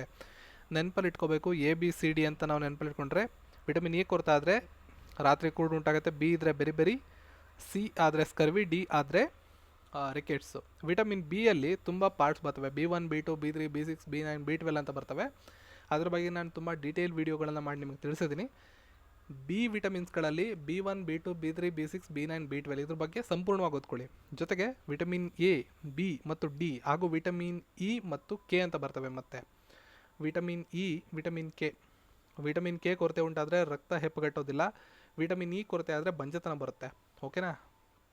ಆ ವಿಟಮಿನ್ಗಳ ರಾಸಾಯನಿಕ ಹೆಸರುಗಳು, ಕೊರತೆಯಿಂದ ಬರ್ತಕ್ಕಂಥ ಕಾಯಿಲೆಗಳ ಬಗ್ಗೆ ನೀವು ಅಧ್ಯಯನ ಮಾಡ್ಕೋಬೇಕು. ವೆರಿ ಇಂಪಾರ್ಟೆಂಟ್, ಎಕ್ಸಾಮ್ಸಲ್ಲಿ ಒಂದು ಕ್ವಶನ್ ಅಂತ ಇದ್ರ ಬಗ್ಗೆ ಬರುತ್ತೆ. ನೆಕ್ಸ್ಟು ರಾಜ್ಯವೊಂದರ ವಿಧಾನ ಪರಿಷತ್ತು ಅಂತ ಕೇಳಿದ್ದಾರೆ. ಆಪ್ಷನ್ ಬಿ ಇದಕ್ಕೆ ಸರಿಯಾದಂಥ ಉತ್ತರ. ಓಕೆ, ಇದನ್ನು ಓದ್ಕೊಳ್ಳಿ. ನೆಕ್ಸ್ಟು ಪ್ರಶ್ನೆಗೆ ಹೋಗೋಣ. ಮೌಂಟ್ ಎವರೆಸ್ಟ್ ಶಿಖರವನ್ನು ಏರಿದಂಥ ಮೊಟ್ಟ ಮೊದಲ ಭಾರತದ ಮಹಿಳೆ ಯಾರು ಅಂತ ಮುಂದಿನ ಪ್ರಶ್ನೆ ಕೇಳಿದ್ದಾರೆ. ಮೌಂಟ್ ಎವರೆಸ್ಟ್ ಶಿಖರವನ್ನು ಏರಿದಂಥ ಮೊಟ್ಟ ಮೊದಲ ಭಾರತದ ಮಹಿಳೆ ಬಚೇಂದ್ರಿ ಪಾಲ್. ಆಪ್ಷನ್ 4. ನೆಕ್ಸ್ಟು ಶಾಂತಿವನ ಎಂಬ ವಿಶ್ರಾಂತಿ ಸ್ಥಳ ಅಥವಾ ಸ್ಮಾರಕ ಯಾರ್ದು ಅಂತ ಕೇಳಿದ್ದಾರೆ. ಸೊ ಭಾರತದ ಮೊದಲ ಪ್ರಧಾನಿಗಳಾದಂಥ ಜವಾಹರ್ಲಾಲ್ ನೆಹರು ಅವ್ರದ್ದು ಶಾಂತಿವನ. ಇದ್ರ ಬಗ್ಗೆ ತುಂಬ ಪ್ರಶ್ನೆಗಳನ್ನು ನಿಮಗೆ ಕೇಳ್ಬೋದು. ಸಂಬಂಧಿಸಿದಂಥ ವ್ಯಕ್ತಿಗಳು, ಸಮಾಧಿ ಸ್ಥಳಗಳು, ಉದಾಹರಣೆಗೆ ರಾಜ್ಘಾಟ್, ದೆಹಲಿಯಲ್ಲಿರ್ತಕ್ಕಂಥ ರಾಜ್ಘಾಟ್ ಮಹಾತ್ಮ ಗಾಂಧೀಜಿಯವ್ರದ್ದು. ಶಾಂತಿವನ ನೆಹರು ಅವ್ರದ್ದು. ಕಿಸಾನ್ ಘಾಟ್ ಅಂತ ಕರಿತೀವಿ, ಚರಣ್ ಸಿಂಗ್ ಅವರು. ಅದೇ ರೀತಿ ವಿಜಯ್ ಘಾಟ್ ಅಂತ ಲಾಲ್ ಬಹದ್ದೂರ್ ಶಾಸ್ತ್ರಿ, ಅಜಯ್ ಘಾಟ್ ಅಂತ ಮೊರಾರ್ಜಿ ದೇಸಾಯಿ ಅವರು. ಭಾರತದ ಮೊಟ್ಟ ಮೊದಲ ಮಹಿಳಾ ಪ್ರಧಾನಿ ಇಂದಿರಾ ಗಾಂಧಿಯವರದು ಶಕ್ತಿ ಸ್ಥಳ ಅಂತ. ಅದೇ ರೀತಿ ರಾಜೀವ್ ಗಾಂಧಿಯವರು ವೀರಭೂಮಿ ಅಂತ. ಈ ರೀತಿಯಾಗಿ ಹೆಸರುಗಳನ್ನು ಇಟ್ಟಿರ್ತಾರೆ, ಸಮಾಧಿಯ ಸ್ಥಳಗಳನ್ನು. ಅದು ಕೂಡ ನಿಮಗೆ ಎಕ್ಸಾಮಿನೇಷನಲ್ಲಿ ಕೇಳೋ ಸಾಧ್ಯತೆಗಳು ಹೆಚ್ಚಿರ್ತವೆ. ಯಾವ ದೇಶದ ರಾಷ್ಟ್ರೀಯ ಶಾಸಕಾಂಗವನ್ನು ಡೂಮಾ ಎಂದು ಕರೆಯಲಾಗುತ್ತದೆ? ಸರಿಯಾದಂಥ ಉತ್ತರ ಆಪ್ಷನ್ 4. ರಷ್ಯಾ ರಾಷ್ಟ್ರೀಯ ಶಾಸಕಾಂಗವನ್ನು ಡೂಮಾ ಅಂತ ಕರಿತೀವಿ. ಅಮೆರಿಕಾದ ಸಂಸತ್ನ ನಾವು ಕಾಂಗ್ರೆಸ್ ಅಂತ ಕರೀತಾರೆ. ಓಕೆ, ಅಮೆರಿಕಾದ ಸಂಸತ್ತನ್ನು ನಾವು ಕಾಂಗ್ರೆಸ್ ಅಂತ ಕರಿತೀವಿ. ಇನ್ನು ರಷ್ಯಾದ ಈ ಸಂಸತ್ತನ್ನು ನಾವು ಈಗ ಡೂಮಾ ಅಂತ ಕರಿತೀವಿ. ಅದೇ ರೀತಿ ಭಾರತದಲ್ಲಿ ಪಾರ್ಲಿಮೆಂಟ್ ಅಂತ ಕರೀತಾರೆ. ಜಪಾನ್ನಲ್ಲಿ ಡಯೆಟ್ ಅಂತ ಕರೀತಾರೆ, ಡಯೆಟ್. ಓಕೆ, ಪಾಕಿಸ್ತಾನದಲ್ಲಿ ನ್ಯಾಷನಲ್ ಅಸೆಂಬ್ಲಿ ಅಂತಾರೆ. ಚೀನಾದಲ್ಲಿ ನ್ಯಾಷನಲ್ ಪೀಪಲ್ ಕಾಂಗ್ರೆಸ್ ಅಂತ ಕರೀತಾರೆ. ಆಫ್ಘಾನಿಸ್ತಾನದಲ್ಲಿ ಶೋರಾ ಅಂತ ಕರೀತಾರೆ. ಇದನ್ನು ಎಕ್ಸಾಮಲ್ಲಿ ಕೇಳಿದ್ದಾರೆ, ಶೋರಾ ಅಂತ. ಈ ರೀತಿಯಾಗಿ ವಿಭಿನ್ನ ಹೆಸರುಗಳಿಂದ ಅದನ್ನು ಕರೆಯಲಾಗ್ತದೆ. ಸುತ್ತಮುತ್ತ ರಾಷ್ಟ್ರಗಳ ಬಗ್ಗೆ ನಿಮಗೆ ಮಾಹಿತಿ ಇರಬೇಕು. ಮುಂದಿನ ಪ್ರಶ್ನೆ, ಪೀಸಾದ ಬಾಗಿದ ಗೋಪುರ ಯಾವ ದೇಶದಲ್ಲಿ ಕಂಡುಬರ್ತದೆ? ಲೀನಿಂಗ್ ಟವರ್ ಆಫ್ ಪೀಸಾ ಎಲ್ಲಿ ಕಂಡುಬರ್ತದೆ ಅಂತ? ಸರಿಯಾದಂಥ ಉತ್ತರ ಇಟಲಿ. ಆಪ್ಷನ್ ಇಟಲಿ ತುಂಬ ಇಂಪಾರ್ಟೆಂಟು, ಎಕ್ಸಾಮ್ಸಲ್ಲಿ ತುಂಬ ಸಲ ಕೇಳಿದ್ದಾರೆ. ಭಾರತದ ಸಂವಿಧಾನದ ಯಾವ ಕಲಮು ಪಕ್ಷಾಂತರ ವಿರೋಧಿ ವಿಧಿಯನ್ನು ಒಳಗೊಂಡಿರುತ್ತದೆ?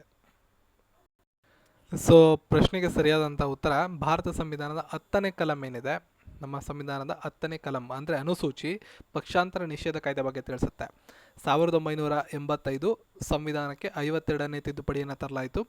ಕೇಂದ್ರ ಮತ್ತು ರಾಜ್ಯ ಶಾಸನ ಸಭೆಗಳಲ್ಲಿ ಪಕ್ಷಾಂತರವನ್ನು ತಡೆಗಟ್ಟೋದಕ್ಕೆ ಅಂದಿನ ಪ್ರಧಾನಮಂತ್ರಿಗಳಾದಂಥ ರಾಜೀವ್ ಗಾಂಧಿ, ನಿಮಗೆ ಎಕ್ಸಾಮಲ್ಲಿ ಕೇಳ್ಬೋದು, ಈ ಪಕ್ಷಾಂತರ ನಿಷೇಧ ಕಾಯ್ದೆ ತುಂಬ ಸುದ್ದಿಯಲ್ಲಿರುತ್ತೆ, ನೆನಪಲ್ಲಿ ಇಟ್ಕೊಂಡ್ರಿ. ಈ ಕಾಯ್ದೆ ತಂದಾಗ ರಾಜೀವ್ ಗಾಂಧಿ ಅವರು ಪ್ರಧಾನಮಂತ್ರಿ ಆಗಿದ್ದರು. ಇವರು 10ನೇ ಅನುಸೂಚಿಯಲ್ಲಿ ಈ ಒಂದು ವಿಷಯಗಳನ್ನ ಸೇರಿಸಿದ್ರು. 2ನೇ ಕಲಂ ಇದೆಯಲ್ಲ, ಇದು ರಾಷ್ಟ್ರಪತಿ, ರಾಜ್ಯಪಾಲರು, ಲೋಕಸಭಾ ಸದಸ್ಯರು, ಉಪಸಭಾಪತಿಗಳು, ಸುಪ್ರೀಂ ಕೋರ್ಟ್ನ ನ್ಯಾಯಾಧೀಶರು, controller and auditor general of India CAG ಅಂತ ಕರಿತೀವಿ, ಅವರಿರ್ಬೋದು. ಅವರ ಇಷ್ಟು ಜನರ ವೇತನ ಮತ್ತು ಭತ್ಯೆಗಳಿಗೆ ವಿವರಣೆಯನ್ನು ಕೊಡ್ತದೆ ನಮ್ಮ 2ನೇ ಕಲಮಲ್ಲಿ. ನಮ್ಮ 8ನೇ ಕಲಮಲ್ಲಿ ಭಾಷೆಗಳ ಬಗ್ಗೆ ತಿಳಿಸುತ್ತೆ. ನಮ್ಮ ಸಂವಿಧಾನದ 22 ಅಧಿಕೃತ ಭಾಷೆಗಳ ಬಗ್ಗೆ ನಮ್ಮ 8ನೇ ಕಲಂ ತಿಳಿಸುತ್ತೆ. ಇಷ್ಟು ನಿಮಗೆ ಮಾಹಿತಿಗಳು. ಇನ್ನು 5ನೇ ಕಲಂ ಒಂದು ಹೇಳ್ಬಿಡ್ತೀನಿ. ಅನುಸೂಚಿತ ಪ್ರದೇಶ ಮತ್ತು ಪರಿಶಿಷ್ಟ ಬುಡಕಟ್ಟುಗಳ ಆಡಳಿತ ಮತ್ತು ನಿಯಂತ್ರಣಕ್ಕೆ ಸಂಬಂಧಪಟ್ಟಂಗೆ 5ನೇ ಕಲಮು ನಮಗೆ ತಿಳಿಸ್ಕೊಡುತ್ತೆ. ನೆಕ್ಸ್ಟ್ ನೋಡಿ, ನೆಫ್ರಾಲಜಿ ಅನ್ನೋದು ಕೆಳಗಿನ ಯಾವುದಕ್ಕೆ ಸಂಬಂಧಪಡುತ್ತದೆ? ಸುಲಭವಾಗಿ ನಿಮಗೆ ಗೊತ್ತಾಗಿರ್ತದೆ. ಪ್ರಶ್ನೆಗೆ ಸರಿಯಾದ ಉತ್ತರ ಮೂತ್ರಕೋಶಕ್ಕೆ ಇದು ಸಂಬಂಧಪಡುತ್ತದೆ, ನೆಫ್ರಾಲಜಿ. ಇದೇ ರೀತಿ ಕಾರ್ಡಿಯಾಲಜಿ ಯಾವುದಕ್ಕೆ ಸಂಬಂಧಪಡ್ತದೆ ಅಂತ ಎಕ್ಸಾಮಲ್ಲಿ ಕೇಳಿದ್ದಾರೆ. ಹೃದಯಕ್ಕೆ ಸಂಬಂಧಪಟ್ಟಿರೋದನ್ನು ಕಾರ್ಡಿಯಾಲಜಿ ಅಂತ ಕರಿತೀವಿ. ನೆಫ್ರಾಲಜಿ ಅಂದರೆ ಮೂತ್ರಕೋಶ ಅಥವಾ ಮೂತ್ರಪಿಂಡ. ನೆಕ್ಸ್ಟು ಆಸ್ಟ್ರಿಯಾಲಜಿ ಅಂದರೆ ಮೂಳೆಗಳಿಗೆ ಸಂಬಂಧಪಟ್ಟಂಗೆ ಆಸ್ಟ್ರಿಯಾಲಜಿ ಅಂತ ಕರಿತೀವಿ. ಪೆಥಾಲಜಿ ಒಂದ್ಸಲ ಎಕ್ಸಾಮಲ್ಲಿ ಕೇಳಿದ್ದಾರೆ, ರೋಗಗಳಿಗೆ ಸಂಬಂಧಪಟ್ಟಂಗೆ ಪೆಥಾಲಜಿ ಅಂತ ಕರಿತೀವಿ. ಇನ್ನು ಡರ್ಮೆಟಾಲಜಿ ಚರ್ಮಕ್ಕೆ ಸಂಬಂಧಪಟ್ಟಂಗೆ ಡರ್ಮೆಟಾಲಜಿ ಅಂತ ಕರೀತಾರೆ. ನ್ಯೂರಾಲಜಿ ಅಂತ ಹೇಳಿದ್ರೆ ಮಾನವನ ನರವ್ಯೂಹಕ್ಕೆ ಸಂಬಂಧಪಡ್ತದೆ. ಅನಾಟಮಿ ಅಂದರೆ ಮಾನವನ ಅಂಗರಚನೆಗೆ ಸಂಬಂಧಪಡ್ತದೆ.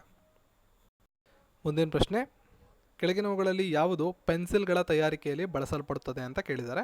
ಪೆನ್ಸಿಲ್ಗಳ ತಯಾರಿಕೆಯಲ್ಲಿ ಬಳಸಲ್ಪಡ್ತಕ್ಕಂಥದ್ದು ಗ್ರಾಫೈಟ್. ಓಕೆ. ಮುಂದಿನ ಪ್ರಶ್ನೆ, ಕ್ವಾರ್ಟರ್ ಯಾವುದರ ಒಂದು ರೂಪಾಂತರಗೊಂಡಿದೆ ಅಂತ ಕೇಳಿದ್ದಾರೆ. ಇದಕ್ಕೆ ಸರಿಯಾದ ಉತ್ತರ ಮರಳುಗಲ್ಲಿನ ರೂಪಾಂತರವಾಗಿರ್ತದೆ. ಅದೇ ರೀತಿ ಗ್ರಾನೈಟ್ ಶಿಲೆ, ಪಟ್ಟೆ ಶಿಲೆ ಅಂತ ಕರಿತೀವಿ, ಅದರ ರೂಪಾಂತರ. ಕಲ್ಲಿದ್ದಲು ಗ್ರಾಫೈಟು, ಸುಣ್ಣದ ಕಲ್ಲು ಅಮೃತ ಶಿಲೆ, ಇಂಗಾಲ ವಜ್ರ, ಬಾಸಾಲ್ಟ್ ಶಿಲೆ ಸೀಳು ಶಿಲೆ ಅಂತ ಕರಿತೀವಿ. ಇನ್ನು ಮರಳು ಶಿಲೆ ಬೆಣಚುಕಲ್ಲು ಅಂತ ಕರಿತೀವಿ. ಇದರ ರೂಪಾಂತರಗಳಾಗಿರ್ತವೆ. ಭಾರತದ ಕೃಷಿ ಸಂಶೋಧನಾ ಸಂಸ್ಥೆ ಎಲ್ಲಿ ಕಂಡುಬರ್ತದೆ ಅಂತ ಮುಂದಿನ ಪ್ರಶ್ನೆ ಕೇಳಿದ್ದಾರೆ. ನವದೆಹಲಿ, ನಮ್ಮ ರಾಷ್ಟ್ರ ರಾಜಧಾನಿಯಲ್ಲಿ ಕಂಡುಬರ್ತದೆ. ಭಾರತೀಯ ಕೃಷಿ ಸಂಶೋಧನಾ ಸಂಸ್ಥೆ ICAR, ತುಂಬ ಸಲ ಎಕ್ಸಾಮಲ್ಲಿ ಇದರ ಫುಲ್ ಫಾರ್ಮನ್ನು ಕೂಡ ಕೇಳಿದ್ದಾರೆ. Indian council of agricultural research ಅಂತ ಕರಿತೀವಿ. 1929 ಜುಲೈ 16 ಇದು ಸ್ಥಾಪನೆಯಾಯಿತು. ಇದರ ಕೇಂದ್ರ ಕಚೇರಿಯಲ್ಲಿ ಕಂಡುಬರ್ತದೆ ಅಂದರೆ ನವದೆಹಲಿಯಲ್ಲಿ ಕಂಡುಬರ್ತದೆ. ನಮ್ಮ ಕೇಂದ್ರದ ಕೃಷಿ ಸಚಿವರು ಯಾರಿರ್ತಾರೆ ಅವರು ಇದಕ್ಕೆ ಮುಖ್ಯಸ್ಥರಾಗಿರ್ತಾರೆ. ಇಷ್ಟು ನಿಮಗೆ ಗೊತ್ತಿರಲಿ. ಇನ್ನು ಕೆಲವೊಂದಿಷ್ಟು ಎಕ್ಸಾಮಿನೇಷನ್ಸಲ್ಲಿ ಹೆಚ್ಚು ಬಾರಿ ಕೇಳಿರೋದು ಅಂದರೆ ಮೈಸೂರಿನಲ್ಲಿರ್ತಕ್ಕಂಥ CFTRI ಅಂದರೆ ಕೇಂದ್ರೀಯ ಆಹಾರ ತಾಂತ್ರಿಕ ಸಂಶೋಧನಾ ಸಂಸ್ಥೆ ಬಗ್ಗೆ ತುಂಬ ಸಲ ಎಕ್ಸಾಮಲ್ಲಿ ಕೇಳಿದ್ದಾರೆ. ಇದರ ಕೇಂದ್ರ ಕಚೇರಿ ಎಲ್ಲಿ ಕಂಡುಬರ್ತದೆ ಮತ್ತು ಫುಲ್ ಫಾರ್ಮನ್ನು. ಇನ್ನು ಮತ್ತೊಂದು BARC, ಇದರ ಕೇಂದ್ರ ಕಚೇರಿ ಎಲ್ಲಿ ಕಂಡುಬರ್ತದೆ? ಬಾಬಾ ಅಣು ಸಂಶೋಧನಾ ಸಂಸ್ಥೆ ಅಂತ ಕರಿತೀವಿ, ಮುಂಬೈಯಲ್ಲಿ ಕಂಡುಬರ್ತದೆ. ಇದ್ರ ಬಗ್ಗೆನೂ ಕೂಡ ಹೆಚ್ಚು ಬಾರಿ ಪ್ರಶ್ನೆ ಕೇಳಿದ್ದಾರೆ. ನೆಕ್ಸ್ಟು ನಬಾರ್ಡಾ, ಇವೆಲ್ಲ ಎಕ್ಸಾಮ್ಸಲ್ಲಿ ಆಲ್ರೆಡಿ ಕೇಳಿರೋವು. ನಬಾರ್ಡಾ ಅಂದರೆ ಅಂತಾರಾಷ್ಟ್ರೀಯ ಆಹಾರ ನೀತಿ ಸಂಶೋಧನಾ ರಾಷ್ಟ್ರೀಯ ಕೃಷಿ ಗ್ರಾಮೀಣ ಅಭಿವೃದ್ಧಿ ಬ್ಯಾಂಕ್ ಅಂತ ಕರಿತೀವಿ, ನಬಾರ್ಡಾ. ಇದ್ರ ಬಗ್ಗೆ ತುಂಬ ಸಲ ಪ್ರಶ್ನೆ ಕೇಳಿದ್ದಾರೆ. ಮುಂಬೈಯಲ್ಲಿ ಇದರ ಕೇಂದ್ರ ಕಚೇರಿ ಕಂಡುಬರ್ತದೆ. ಇನ್ನೊಂದಿದೆ ತುಂಬ ಇಂಪಾರ್ಟೆಂಟು ಅಂತಾರಾಷ್ಟ್ರೀಯ ಸಂಸ್ಥೆ, IFPRI ಅಂತ ಕರಿತೀವಿ, ಅಂತಾರಾಷ್ಟ್ರೀಯ ಆಹಾರ ನೀತಿ ಸಂಶೋಧನಾ ಸಂಸ್ಥೆ, ವಾಷಿಂಗ್ಟನ್ DC ಇದರ ಕೇಂದ್ರ ಕಚೇರಿ ಕಂಡುಬರ್ತದೆ. ಇದ್ರ ಬಗ್ಗೆ ಕೂಡ ಎಕ್ಸಾಮಲ್ಲಿ ಪ್ರಶ್ನೆ ಕೇಳಿದ್ದಾರೆ. Next the grand old man of India ಅಂತ ಕರೆದಿರೋದು ದಾದಾಬಾಯಿ ನವರೋಜಿ ಅವ್ರನ್ನ. ಭಾಳಷ್ಟು ಸಲ ಎಕ್ಸಾಮ್ಸಲ್ಲಿ ಇದು ಬಂದಿರೋದ್ರಿಂದ ನಾನು ಪದೇ ಇದ್ರ ಬಗ್ಗೆ ಮಾತಾಡೋಕೆ ಹೋಗೋದಿಲ್ಲ.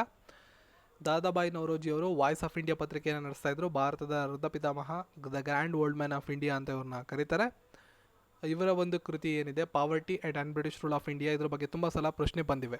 ಹಾಗಾಗಿ ಇವು 3 ಬಗ್ಗೆ ನಾನು ಮೆನ್ಷನ್ ಮಾಡ್ತಿದ್ದೀನಿ. ಸಂಪತ್ತಿನ ಸೋರಿಕೆಯ ಸಿದ್ಧಾಂತ, poverty and unBritish rule of India, ಈ ಕೃತಿಗಳ ಬಗ್ಗೆ ನಿಮಗೆ ನೆನಪಲ್ಲಿ ಇಟ್ಕೊಂಡಿರಿ. ಇದನ್ನು ರಚನೆ ಮಾಡಿದಂಥರು Dadabhai Naoroji, the grand old man of India. ಭಾರತದ ಕರೆನ್ಸಿ ನೋಟುಗಳ ಮುದ್ರಣಾಲಯ ಕ್ಷೇತ್ರ ಕೆಳಗಿನ ಯಾವುದೂ ಆಗಿಲ್ಲ ಅಂದರೆ 4 ಆಯ್ಕೆಗಳಿವೆ. 4ರಲ್ಲಿ 3 ಆಯ್ಕೆಗಳು ಆಗಿರ್ತವೆ, 1 ಆಗಿಲ್ಲ. ಅದು ಯಾವುದು ಅಂತ ಗುರುತಿಸ್ಬೇಕು. ಸೊ ಈ ಪ್ರಶ್ನೆಗೆ ಸರಿಯಾದಂಥ ಉತ್ತರ ಬಂದ್ಬಿಟ್ಟು ಝಾನ್ಸಿ. ಈ ನಾಸಿಕ್ ಇದೆಯಲ್ಲ, ಇದು ಮಹಾರಾಷ್ಟ್ರದಲ್ಲಿ ಕಂಡುಬರ್ತದೆ. ಭಾರತದ ಕರೆನ್ಸಿ ನೋಟುಗಳ ಮುದ್ರಣಾಲಯ ಕಂಡುಬರ್ತದೆ. ಇನ್ನು ಸಾಲ್ಬೋನಿ ಅನ್ನೋದು ಪಶ್ಚಿಮ ಬಂಗಾಳದಲ್ಲಿ ಕಂಡುಬರ್ತದೆ. ನಮ್ಮ ಮೈಸೂರು, ನಮ್ಮ ಕರ್ನಾಟಕದಲ್ಲಿ ಕಂಡುಬರ್ತದೆ. 3 ಕಡೆ ಕರೆನ್ಸಿ ನೋಟುಗಳ ಮುದ್ರಣಾಲಯ ನಡೀತದೆ: ನಾಸಿಕ್, ಸಲ್ಬೋನಿ ಮತ್ತು ಮೈಸೂರು. ಮಹಾರಾಷ್ಟ್ರ, ಪಶ್ಚಿಮ ಬಂಗಾಳ, ಕರ್ನಾಟಕ 3 ಕಡೆ ನಡೀತದೆ, ಝಾನ್ಸಿಯಲ್ಲಿ ಇರೋದಿಲ್ಲ. ನೆಕ್ಸ್ಟು, ಯುನೈಟೆಡ್ ನೇಷನ್ಸ್ ಭದ್ರತಾ ಮಂಡಳಿಯಲ್ಲಿ ವೀಟೋ ಪವರನ್ನು ಎಷ್ಟು ದೇಶಗಳು ಪ್ರಯೋಗಿಸುತ್ತವೆ ಅಂತ ಕೇಳಿದ್ದಾರೆ. 5 ದೇಶಗಳು ಪ್ರಯೋಗಿಸ್ತವೆ: France, Russia, America, China, England. ಇದನ್ನು P5 ಅಂತಲೂ ಕೂಡ ಕರೀತಾರೆ. ಓಕೆ. ನೆಕ್ಸ್ಟ್, ಪಲ್ಲವರ ಆಳ್ವಿಕೆಯಲ್ಲಿ ಸುಪ್ರಸಿದ್ಧವಾದಂಥ ವಿದ್ಯಾಕೇಂದ್ರ ಯಾವುದು ಅಂತ ಮುಂದಿನ ಪ್ರಶ್ನೆ. ಸರಿಯಾದಂಥ ಉತ್ತರ ಆಪ್ಷನ್ 4 ಕಾಂಚಿ. ಪಲ್ಲವರ ಆಳ್ವಿಕೆಯಲ್ಲಿ ಸುಪ್ರಸಿದ್ಧವಾದಂತಹ ಒಂದು ಇದಾಗಿತ್ತು, ಯಾಕಂದರೆ ಇದು ಇವರ ರಾಜಧಾನಿ ಕೂಡ ಆಗಿತ್ತು. ನೆಕ್ಸ್ಟು, ಮೇಕೆದಾಟು ಸ್ಥಳವಿರುವಂತಹ ರಾಜ್ಯ ಯಾವುದು ಅಂತ ಮುಂದಿನ ಪ್ರಶ್ನೆ. ಚೋಳರ ಕಾಲದಲ್ಲಿ ತಮಿಳು ರಾಮಾಯಣವನ್ನು ಬರೆದಂಥವ್ರು ಯಾರು ಅಂತ ಮುಂದಿನ ಪ್ರಶ್ನೆ. ಕಂಬನ್ ಅನ್ನೋದು ಸರಿಯಾದಂಥ ಉತ್ತರ. ರಾಮಾಯಣಕ್ಕೆ ಸಂಬಂಧಪಟ್ಟಂಗೆ ತುಂಬ ಪ್ರಶ್ನೆಗಳನ್ನು ಎಕ್ಸಾಮಲ್ಲಿ ಕೇಳ್ತಾರೆ. ಚೋಳರ ಕಾಲದಲ್ಲಿ ಪ್ರಸಿದ್ಧ ಸಾಹಿತ್ಯ ಆಗಿದ್ದಂಥ ಕಂಬನ್ ತಮಿಳು ರಾಮಾಯಣವನ್ನು ಬರೆದಿದ್ದಾರೆ, ಇದು ನಿಮಗೆ ಗೊತ್ತಿರಬೇಕು. ನಮ್ಮ ಕನ್ನಡದಲ್ಲಿ ವಾಲ್ಮೀಕಿಯವರು ರಾಮಾಯಣವನ್ನು ಬರೆದಿದ್ದಾರೆ. ನಮ್ಮ ಕುವೆಂಪು ಅವರು ಶ್ರೀರಾಮಾಯಣ ದರ್ಶನಂ ಬರೆದಿದ್ದಾರೆ, ಅದಕ್ಕೆ ನಮಗೆ ಮೊಟ್ಟ ಮೊದಲ ಜ್ಞಾನಪೀಠ ಪುರಸ್ಕಾರ ಬಂದಿದ್ದು. ಜವರೇಗೌಡರು ರಾಮಾಯಣ ದರ್ಶನಂ ವಚನ ಚಂದ್ರಿಕೆ ಅಂತ ಬರೆದಿದ್ದಾರೆ. ಅಷ್ಟೇ ಅಲ್ಲದೆ ವೀರಪ್ಪ ಮೊಯ್ಲಿಯವರು ರಾಮಾಯಣ ಮಹಾನ್ ವೇಷಣಂ ಅನ್ನೋ ಕೃತಿಯನ್ನು ಬರೆದಿದ್ದಾರೆ. ಇವೆಲ್ಲ ನಿಮಗೆ ಗೊತ್ತಿರಬೇಕು. ಸೊ ಮುಂದಿನ ಪ್ರಶ್ನೆ, ಮೇಕೆದಾಟು ಸ್ಥಳವಿರ್ತಕ್ಕಂಥ ರಾಜ್ಯ ನಮ್ಮ ಕರ್ನಾಟಕ ರಾಜ್ಯದ ರಾಮನಗರ ಜಿಲ್ಲೆಯ ಕನಕಪುರ ತಾಲೂಕಿನ ದಕ್ಷಿಣ ಭಾಗದಲ್ಲಿರ್ತಕ್ಕಂತಹ ಕಾವೇರಿ ನದಿಯ ಪ್ರಮುಖ ಪ್ರೇಕ್ಷಣೀಯ ವಿಹಾರದ ಸ್ಥಳವನ್ನು ನಾವು ಮೇಕೆದಾಟು ಅಂತ ಕರಿತೀವಿ. ಮೇಕೆದಾಟು ಅಂದರೆ ಸಾಮಾನ್ಯವಾಗಿ ಮೇಕೆ ಹಾರುವಷ್ಟು ಸ್ಥಳ ಅಂತ ಒಂದು ಹೆಸರು. ವಿದ್ಯುತ್ ಬಲ್ಬ್ನಲ್ಲಿರುವ ತಂತು ಫಿಲಮೆಂಟನ್ನು ಯಾವುದರಿಂದ ಮಾಡಿರ್ತಾರೆ ಅಂತ ಇದು ತುಂಬ ಸಲ ಬಂದಿದೆ ಎಕ್ಸಾಮ್ಸಲ್ಲಿ, ಮೋಸ್ಟ್ ಇಂಪಾರ್ಟೆಂಟ್ ಪ್ರಶ್ನೆ. ಸೊ ಟಂಗ್ಸ್ಟನ್ ಸರಿಯಾದ ಉತ್ತರ. ಈ ಕೆಳಗಿನ ಹೆಸರಿನವರಲ್ಲಿ ಭಾರತ ರತ್ನ ಪಡೆದಿಲ್ಲದವರು ಯಾರು ಸಿಕ್ಕಿಲ್ಲ ಅಂತ ಕೇಳಿದ್ದಾರೆ. ಸೊ ಆಪ್ಷನ್ಗಳನ್ನು ನೋಡ್ಕೋಬೋದು. ಸೊ ಇಲ್ಲಿ ಕೊಟ್ಟಿರೋ ಆಯ್ಕೆಗಳಲ್ಲಿ 4 ಜನಕ್ಕೆ ಕೊಟ್ಟಿದ್ದಾರೆ. ರಾಧಾಕೃಷ್ಣನ್ ಅವರು, ಶಾಸ್ತ್ರಿ ಅವರು, ಇಂದಿರಾ ಗಾಂಧಿ ಅವರು, ವಲ್ಲಭಾಯ್ ಪಟೇಲ್ ಎಲ್ರಿಗೂ ಸಿಕ್ಕಿರೋದ್ರಿಂದ ಎಕ್ಸಾಮಿನೇಷನ್ ನಡೆಸಿದಾಗ ಇದನ್ನು ಗ್ರೇಸ್ ಅಂತ ಪರಿಗಣಿಸಿದ್ರು. ಸೊ ಹಾಗಾಗಿ 4 ಜನಕ್ಕೂ ಪುರಸ್ಕಾರ ಸಿಕ್ಕಿದೆ. ನಮ್ಮ ರಾಧಾಕೃಷ್ಣನ್ ಅವ್ರಿಗೆ 1954ರಲ್ಲಿ ಪುರಸ್ಕಾರ ಒಲಿದು ಬಂದಿತ್ತು. ಲಾಲ್ ಬಹದ್ದೂರ್ ಶಾಸ್ತ್ರಿ ಅವರಿಗೆ 1966ರಲ್ಲಿ ಪುರಸ್ಕಾರ ಸಿಕ್ಕಿದ್ರೆ 1971ರಲ್ಲಿ ಇಂದಿರಾ ಗಾಂಧಿ ಅವರಿಗೆ ಪುರಸ್ಕಾರ ಸಿಕ್ಕಿತ್ತು. ಮತ್ತು ಈ ಪುರಸ್ಕಾರವನ್ನು ಪಡೆದಂಥ ಮೊಟ್ಟ ಮೊದಲ ಮಹಿಳೆಯವರಾಗಿದ್ದಾರೆ. ಇನ್ನು ಸರ್ದಾರ್ ವಲ್ಲಭಾಯ್ ಪಟೇಲ್ ಅವರಿಗೆ 1991ರಲ್ಲಿ ಪುರಸ್ಕಾರವನ್ನು ಕೊಡಲಾಗಿದೆ. ನಮ್ಮ ರಾಷ್ಟ್ರಗೀತೆ ಜನಗಣಮನವನ್ನು ರಚನೆ ಮಾಡಿದಂಥವರು ರವೀಂದ್ರನಾಥ್ ಟ್ಯಾಗೋರ್, ಇದೆಲ್ಲ ನಿಮಗೆ ಗೊತ್ತಿರ್ತದೆ. ಇನ್ನು ಬಂಕಿಮಚಂದ್ರ ಚಟರ್ಜಿ ವಂದೇ ಮಾತರಮನ್ನು ರಚನೆ ಮಾಡಿದಂಥವ್ರು, ತುಂಬ ಸಲ ನಿಮಗೆ ಕೇಳಿರ್ತಾರೆ ಎಕ್ಸಾಮಲ್ಲಿ. ವಂದೇ ಮಾತರಂ ರಚನೆ ಮಾಡಿದಂಥವ್ರು, ನಾಡಗೀತೆ ಅಂತ ನಾವು ಕರಿತೀವಿ, ವಂದೇ ಮಾತರಂ ಗೀತೆನ ರಚನೆ ಮಾಡಿದಂಥದ್ದು. ಇನ್ನು ಸರೋಜಿನಿ ನಾಯ್ಡು ಅವರು ಭಾರತದ ಗಾನ ಕೋಗಿಲೆ, ನೈಟಿಗಲ್, ಭಾರತದ ನೈಟಿಗಲ್ ಅಂತ ಇವ್ರನ್ನ ಕರಿತೀವಿ. ಭಾರತದ ರಾಜ್ಯವೊಂದರ ಮೊಟ್ಟ ಮೊದಲ ರಾಜ್ಯಪಾಲೆ, ಉತ್ತರ ಪ್ರದೇಶ ರಾಜ್ಯದ ರಾಜ್ಯಪಾಲೆಯಾಗಿ ಇಡೀ ದೇಶದಲ್ಲೇ ಮೊಟ್ಟ ಮೊದಲ ಬಾರಿಗೆ ಮಹಿಳಾ ರಾಜ್ಯಪಾಲೆಯಾಗಿ ಕೆಲಸ ಮಾಡಿದಂಥ ಖ್ಯಾತಿ ಸರೋಜಿನಿ ನಾಯ್ಡು ಅವರಿಗೆ ಹೋಗ್ತದೆ. ನೆಕ್ಸ್ಟು, ರಾಮಚರಿತ ಮಾನಸ ಪುಸ್ತಕವನ್ನು ಬರೆದಂಥವ್ರು ಯಾರು ಅಂತ ಮುಂದಿನ ಪ್ರಶ್ನೆ. ನಿಮಗೆಲ್ಲ ಗೊತ್ತಿರುವಂಗೆ ಇದಕ್ಕೆ ಉತ್ತರ ತುಳಸಿದಾಸರು ರಾಮಚರಿತ ಮಾನಸ ಪುಸ್ತಕವನ್ನು ಬರೆದಂಥವರು. ನೆಕ್ಸ್ಟು ಹೇಳಿಕೆಗಳಿದೆ, ಸರಿಯಾಗಿ ಹೊಂದಾಣಿಕೆ ಆದಂಥ ಹೇಳಿಕೆಯನ್ನು ಗುಂಪಿನಿಂದ ತೆಗಿಬೇಕು. ಪಂಡಿತ್ ರವಿಶಂಕರ್ ತಬಲಾ ಅನ್ನೋದೇನಿದೆ ಇದನ್ನು ಗುಂಪಿನಿಂದ ತೆಗಿಬೇಕು. ಹಾಗಿದ್ರೆ ರವಿಶಂಕರ್ ಅವರು ಸಿತಾರು ವಾದಕರು, ಹಾಗಾಗಿ ತಬಲಾ ಅಂತಿದೆ, ಹಾಗಾಗಿ ಈ ಒಂದು ಹೇಳಿಕೆ ತಪ್ಪಾಗುತ್ತೆ. ಉಳಿದಂಥ 3 ಕೂಡ ಸರಿಯಾಗಿವೆ. ಅಟಾರ್ನಿ ಜನರಲ್ಗೆ ಸಂಬಂಧಪಟ್ಟಂಗೆ ಮುಂದಿನ ಹೇಳಿಕೆ ಇದೆ. ಈ ಹೇಳಿಕೆಗಳಲ್ಲಿ ಯಾವುದು ಸರಿ ಅಂತ ಕೇಳಿದ್ದಾರೆ. ನೋಡಿ, ಲೋಕಸಭೆ ಕಾರ್ಯಕಲಾಪಗಳಲ್ಲಿ ಭಾಗವಹಿಸ್ಬೋದು, ಸಮಿತಿಯ ಸದಸ್ಯರಾಗಬಹುದು, ಮಾತನಾಡ್ಬೋದು, 3 ಕೂಡ ಆಗುತ್ತೆ. ಮತ ಚಲಾವಣೆ ಇಲ್ಲ, ಅವ್ರಿಗೆ ಅಧಿಕಾರ ಇರೋದಿಲ್ಲ. ಓಕೆ, ಹಾಗಾಗಿ 1, 2, 3 4 ಅಧಿಕಾರಗಳಲ್ಲಿ 4 ಹೇಳಿಕೆಗಳಲ್ಲಿ 1, 2, 3 ಯಾವುದೇ ಕಾರಣಕ್ಕೂ ಹಕ್ಕಿರೋದಿಲ್ಲ ಅವ್ರಿಗೆ. ನೆನಪಲ್ಲಿ ಇಟ್ಕೊಂಡಿರಿ, ಆನ್ಲೈನಲ್ಲಿ ನಿಮಗೆ ಪ್ರಶ್ನೆ ಕೇಳ್ಬೋದು.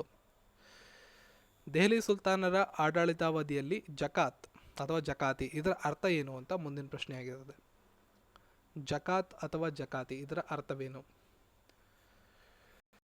ಸೊ ಪ್ರಶ್ನೆಗೆ ಸರಿಯಾದಂಥ ಉತ್ತರ, ಮುಸ್ಲಿಮರ ಮೇಲಿನ ತೆರಿಗೆನ ಜಕಾತ್ ಅಥವಾ ಜಕಾತಿ ಅಂತ ಕರೆಯುತ್ತಿದ್ರು. ನೆಕ್ಸ್ಟ್ ನೋಡಿ, ತುಘಲಕ್ ನಾಮವನ್ನು ಬರೆದಂಥವರು ಯಾರು ಅಂತ ಮುಂದಿನ ಪ್ರಶ್ನೆ. ಅಮೀರ್ ಖುಸ್ರೋ ಅನ್ನೋ ತುಘಲಕ್ ನಾಮವನ್ನು ಬರೆದಂಥವರು. ಇವ್ರನ್ನ ಭಾರತದ ಗಿಳಿ ಅಂತ ಕರೀತಾರೆ, ಭಾರತದ ಗಿಳಿ. ಓಕೆ, ಭಾರತದ ಗಿಳಿ ಅಂತ ಯಾರನ್ನು ಕರೆಯಲಾಗ್ತದೆ ಅಮೀರ್ ಖುಸ್ರೋ, ಇವ್ರನ್ನ ಭಾರತದ ಗಿಳಿ ಅಂತ ಕರೀತಾರೆ. ಸೊ ನೆನಪಲ್ಲಿ ಇಟ್ಕೊಂಡ್ರಿ. ವಿಜಯನಗರ ಸಾಮ್ರಾಜ್ಯದ ಆಡಳಿತಾವಧಿಯಲ್ಲಿ ಯಾವುದು ಪ್ರಮುಖ ಸಂಗೀತ ಸಾಧನವಾಗಿತ್ತು ಅಂತ ಮುಂದಿನ ಪ್ರಶ್ನೆ ಕೇಳಿದ್ದಾರೆ. 1336ರಿಂದ 1646 ತನಕ ಕರ್ನಾಟಕದಲ್ಲಿ ಇತಿಹಾಸ ವಿಜಯನಗರ ಸಾಮ್ರಾಜ್ಯದ ಆಡಳಿತವನ್ನು ನಾವು ಕಾಣ್ಬೋದು. ಸಂಗಮ, ಸಾಳುವ, ತುಳುವ, ಅರವಿಡು ಮನೆತನಗಳು ಆಳ್ವಿಕೆಯನ್ನು ನಡೆಸಿದ್ವು.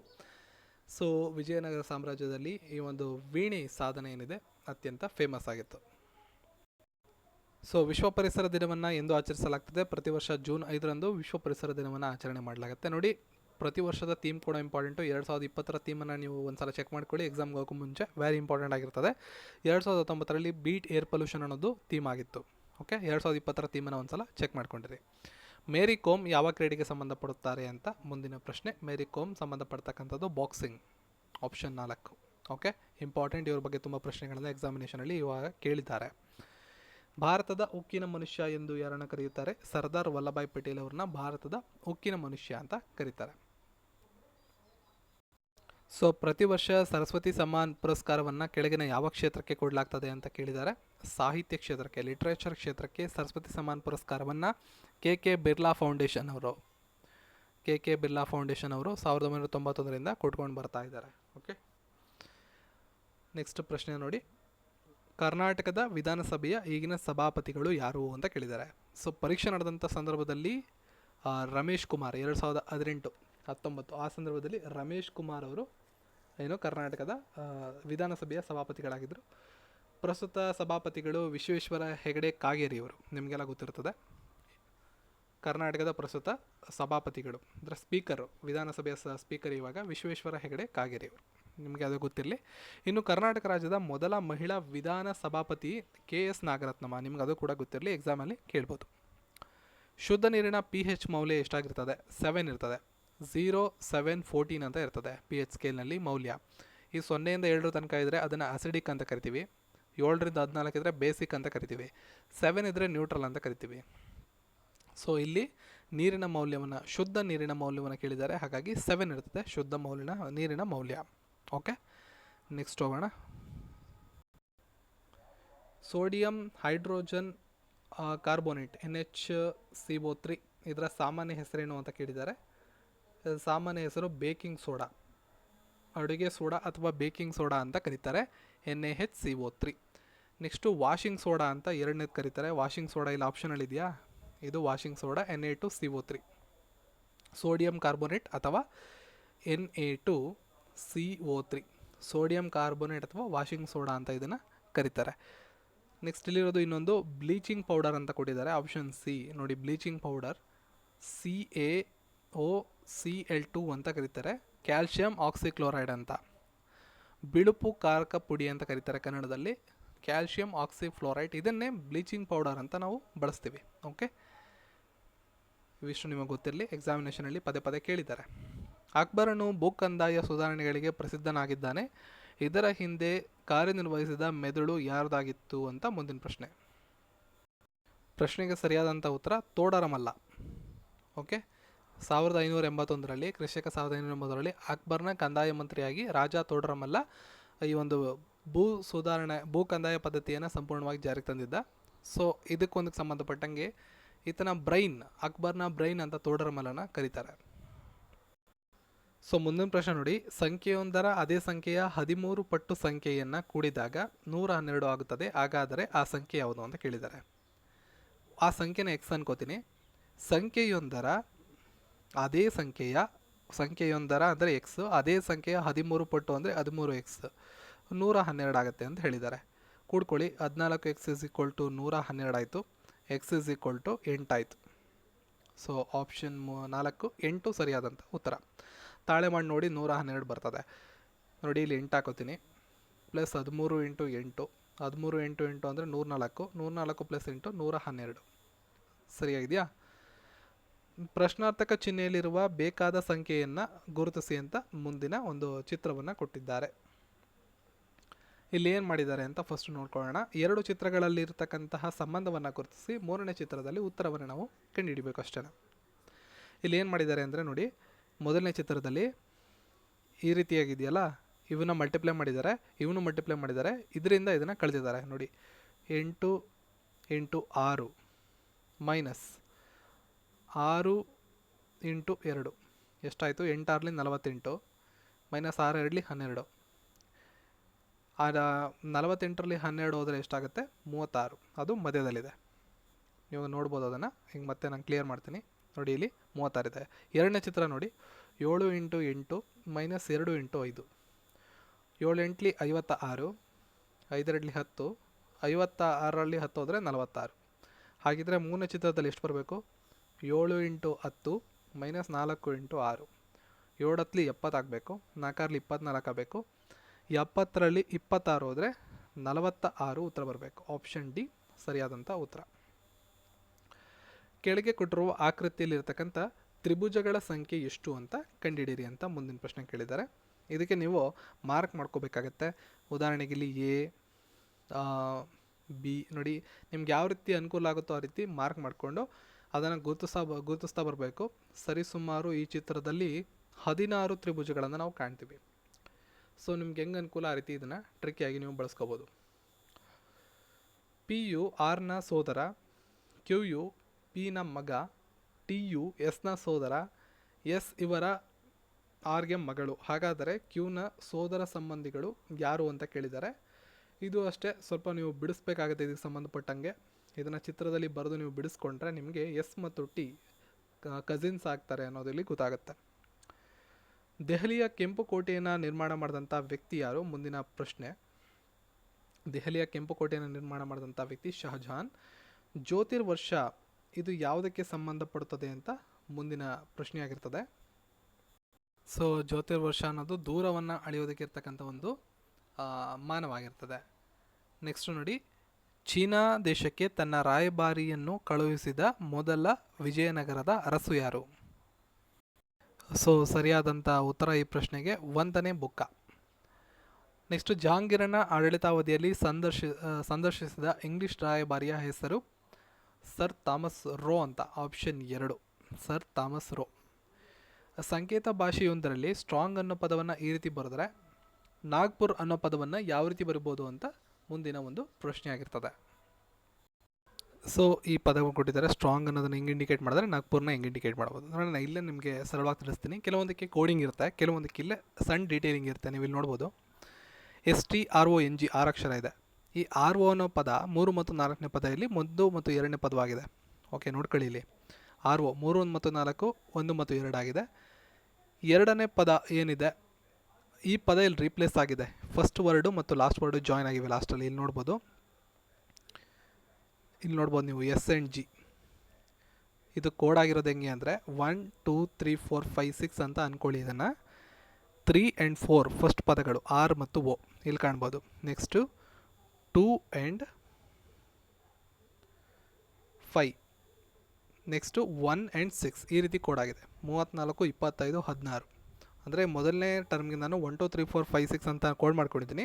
ಈ ಥರ ಕೋಡ್ ಮಾಡಿದ್ದಾರೆ. ಇದೇ ರೀತಿ ನೀವು ಇಲ್ಲಿ ಬನ್ನಿ, 3 ಮತ್ತು 4ನೇ ಪದ GP, 2ನೇ ಪದ A, 5ನೇ ಪದ U, 1ನೇ ಪದ N, ಕೊನೆ ಪದ R. ನೋಡಿ, ಇದು ಮೊದಲನೇ ಆಪ್ಷನ್. ಈ ರೀತಿ ಇರುತ್ತೆ. ಕೆಲವೊಂದಕ್ಕೆ ಸಿಂಪಲ್ ಕೋಡಿಂಗ್ ಇರುತ್ತೆ, ಕೆಲವೊಂದಕ್ಕೆ ಕಾಂಪ್ಲಿಕೇಟೆಡ್ ಕೋಡಿಂಗ್ಸನ್ನು ಕೊಟ್ಟಿರ್ತಾರೆ. ಅದನ್ನು ನೀವು ಅಲ್ಲೇ ಚೆಕ್ ಮಾಡ್ಕೋಬೇಕು. ಸೊ ಆಪ್ಷನ್ 1 ಸರಿಯಾದಂಥ ಉತ್ತರ. ಒಂದು ದಿನ ರವಿ ಮನೆಯಿಂದ ಹೊರಟು ದಕ್ಷಿಣ ದಿಕ್ಕಿನತ್ತ 10 ಕಿಲೋಮೀಟರ್ ದೂರ ಸೈಕಲ್ ತುಳಿದು ನಂತರ ಬಲಕ್ಕೆ ತಿರುಗಿ 5 ಕಿಲೋಮೀಟರ್ ದೂರಕ್ಕೆ ಸೈಕಲ್ ತುಳಿದನು. ಅಲ್ಲಿಂದ ಪುನಃ ಬಲಕ್ಕೆ ತಿರುಗಿ 10 ಕಿಲೋಮೀಟರ್ ದೂರ ಸೈಕಲ್ ಓಡಿಸಿದನು. ಅಲ್ಲಿಂದ ಎಡಕ್ಕೆ ತಿರುಗಿ 10 ಕಿಲೋಮೀಟರ್ ದೂರ ಸೈಕಲ್ ಓಡಿಸಿದರೆ ನೇರವಾಗಿ ತನ್ನ ಮನೆ ಸೇರಲು ಇರಲು ಎಷ್ಟು ಕಿಲೋಮೀಟರ್ ಅವನು ಸೈಕಲ್ ಓಡಿಸಬೇಕು? ಸೊ ಇಲ್ಲಿ ಇಂಡಿಕೇಟ್ ಮಾಡೋಕ್ಕೆ ಟ್ರೈ ಮಾಡ್ತೀನಿ ನಿಮಗೆ. ಇಲ್ಲಿ ಪಾಯಿಂಟ್ ಇದೆ ಅಂದ್ಕೊಳ್ಳೋಣ. ಇಲ್ಲಿದ್ದಾನೆ ರವಿ. ಆತ ಏನು ಮಾಡ್ತಾನೆ, ದಕ್ಷಿಣ ದಿಕ್ಕು ಹೋಗಕ್ಕೆ ಶುರು ಮಾಡ್ತಾನೆ. ನಿಮಗೆ ದಿಕ್ಕುಗಳು ಗೊತ್ತಿರ್ತವೆ, ಪೂರ್ವ, ಪಶ್ಚಿಮ, ಉತ್ತರ, ದಕ್ಷಿಣ. ಇಲ್ಲಿಂದ ಸ್ಟಾರ್ಟ್ ಮಾಡಿ ದಕ್ಷಿಣ ದಿಕ್ಕಿಗೆ ಬರ್ತಾನೆ. 10 ಕಿಲೋಮೀಟರ್ಗಳು ಟ್ರಾವೆಲ್ ಮಾಡ್ತಾನೆ. ನೆಕ್ಸ್ಟು ಆತನ ಬಲ ಇದು. ಈ ಕಡೆ ತಿರುಗಿ ಮತ್ತೆ ಏನು ಮಾಡ್ತಾನೆ, ತನ್ನ ಬಲಕ್ಕೆ ತಿರುಗಿ 5 ಕಿಲೋಮೀಟರ್ ಹೋಗ್ತಾನೆ. ನಂತರ ಪುನಃ ಬಲಕ್ಕೆ ತಿರುಗಿ 10 ಕಿಲೋಮೀಟರ್ ಹೋಗ್ತಾನೆ. ಅಲ್ಲಿಂದ ಎಡಕ್ಕೆ ತಿರುಗ್ತಾನೆ, 10 ಕಿಲೋಮೀಟರ್ ಹೋಗ್ತಾನೆ. ಓಕೆ, ಇಷ್ಟು ಟ್ರಾವೆಲ್ ಮಾಡಿದ್ಮೇಲೆ ನೇರವಾಗಿ ಮನೆ ಸೇರೋದಕ್ಕೆ ಆತ ಎಷ್ಟು ದೂರ ಬರಬೇಕು ಅಂತ ಕೇಳಿದೆ. ನೋಡಿ, ಇಲ್ಲಿಂದ ಪ್ರಾರಂಭ ಮಾಡಿ 10 ಕಿಲೋಮೀಟ್ರು ದಕ್ಷಿಣಕ್ಕೆ ಹೋಗಿ ಅಲ್ಲಿಂದ ತನ್ನ ಬಲಕ್ಕೆ 5 ಕಿಲೋಮೀಟ್ರು, ತನ್ನ ಬಲಕ್ಕೆ ಮತ್ತೆ 10 ಕಿಲೋಮೀಟ್ರು, ನೆಕ್ಸ್ಟ್ ಈಗ 10 ಕಿಲೋಮೀಟ್ರು. ಇಲ್ಲ 5 ಕಿಲೋಮೀಟ್ರ್ ಆಗಿರೋದ್ರಿಂದ ಪ್ಯಾರಲಲ್ ಲೈನ್ ಇದು 5 ಕಿಲೋಮೀಟ್ರ್ ಆಗುತ್ತೆ. ಇಲ್ಲಿ ಡಿಸ್ಟೆನ್ಸ್ ಇಲ್ಲಿಂದ ಇಲ್ಲಿಗೆ ಟ್ರಾವೆಲ್ ಮಾಡಿರೋದು 10 + 5 ಒಟ್ಟು 15 ಕಿಲೋಮೀಟ್ರ್ ಟ್ರಾವೆಲ್ ಮಾಡಿದ್ರೆ ಆತ ಮನೆಗೆ ಹೋಗಿ ತಲುಪ್ಕೋಬೋದು. PQRT ಹೆಸರಿನ 4 ನಗರಗಳಿವೆ. ಸೊ ಇದನ್ನು ಸ್ವಲ್ಪ ಬರ್ಕೊಂಡು ನೀವು ಪ್ರಾಕ್ಟೀಸ್ ಮಾಡಬೇಕಾಗತ್ತೆ.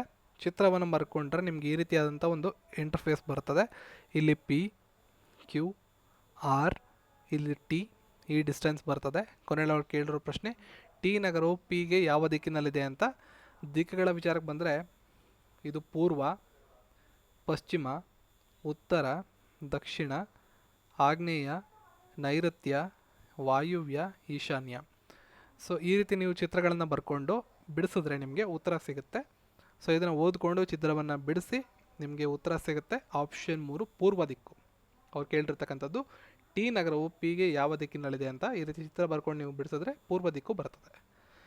49 ವಿದ್ಯಾರ್ಥಿಗಳು ಇರುವ ತರಗತಿಯಲ್ಲಿ ನಿತಿನ್ 18ನೇ ಶ್ರೇಯಾಂಕದಲ್ಲಿದ್ದಾನೆ. ಕೊನೆಯಿಂದ ಲೆಕ್ಕ ಹಾಕಿದಾಗ ಆತನ ಶ್ರೇಯಾಂಕವೆಷ್ಟು? ಒಟ್ಟು 49 ಜನ ಇದ್ದಾರೆ. ಅದರಲ್ಲಿ 18ನೇ ಸ್ಥಾನಕ್ಕೆ ಇವನು ಬರ್ತಾನೆ, ಅಂದರೆ 31 + 1 ಅವನು ಲೆಕ್ಕ ಹಾಕೋಬೇಕು. ಹಾಗಾಗಿ 32 ಸರಿಯಾದಂಥ ಉತ್ತರ ಆಪ್ಷನ್ನು 3, 32. ಇದಾಗಿತ್ತು 2019 ಜನವರಿ 27ರಂದು ನಡೆದ ಸಿವಿಲ್ ಪೊಲೀಸ್ ಕಾನ್ಸ್ಟೇಬಲ್ ಸಂಪೂರ್ಣ ಪ್ರಶ್ನೆ ಪತ್ರಿಕೆ. ನಿಮಗೇನು ಈ ಮಾಹಿತಿ ಇಷ್ಟ ಆಗಿದ್ರೆ ವಿಡಿಯೋನ ಲೈಕ್ ಮಾಡಿ, ಶೇರ್ ಮಾಡಿ, ಚಾನಲ್ನ ಸಬ್ಸ್ಕ್ರೈಬ್ ಮಾಡಿ. ಸಿಗೋಣ ಮತ್ತೊಂದು ವಿಡಿಯೋ. ಎಲ್ರಿಗೂ ಧನ್ಯವಾದಗಳು.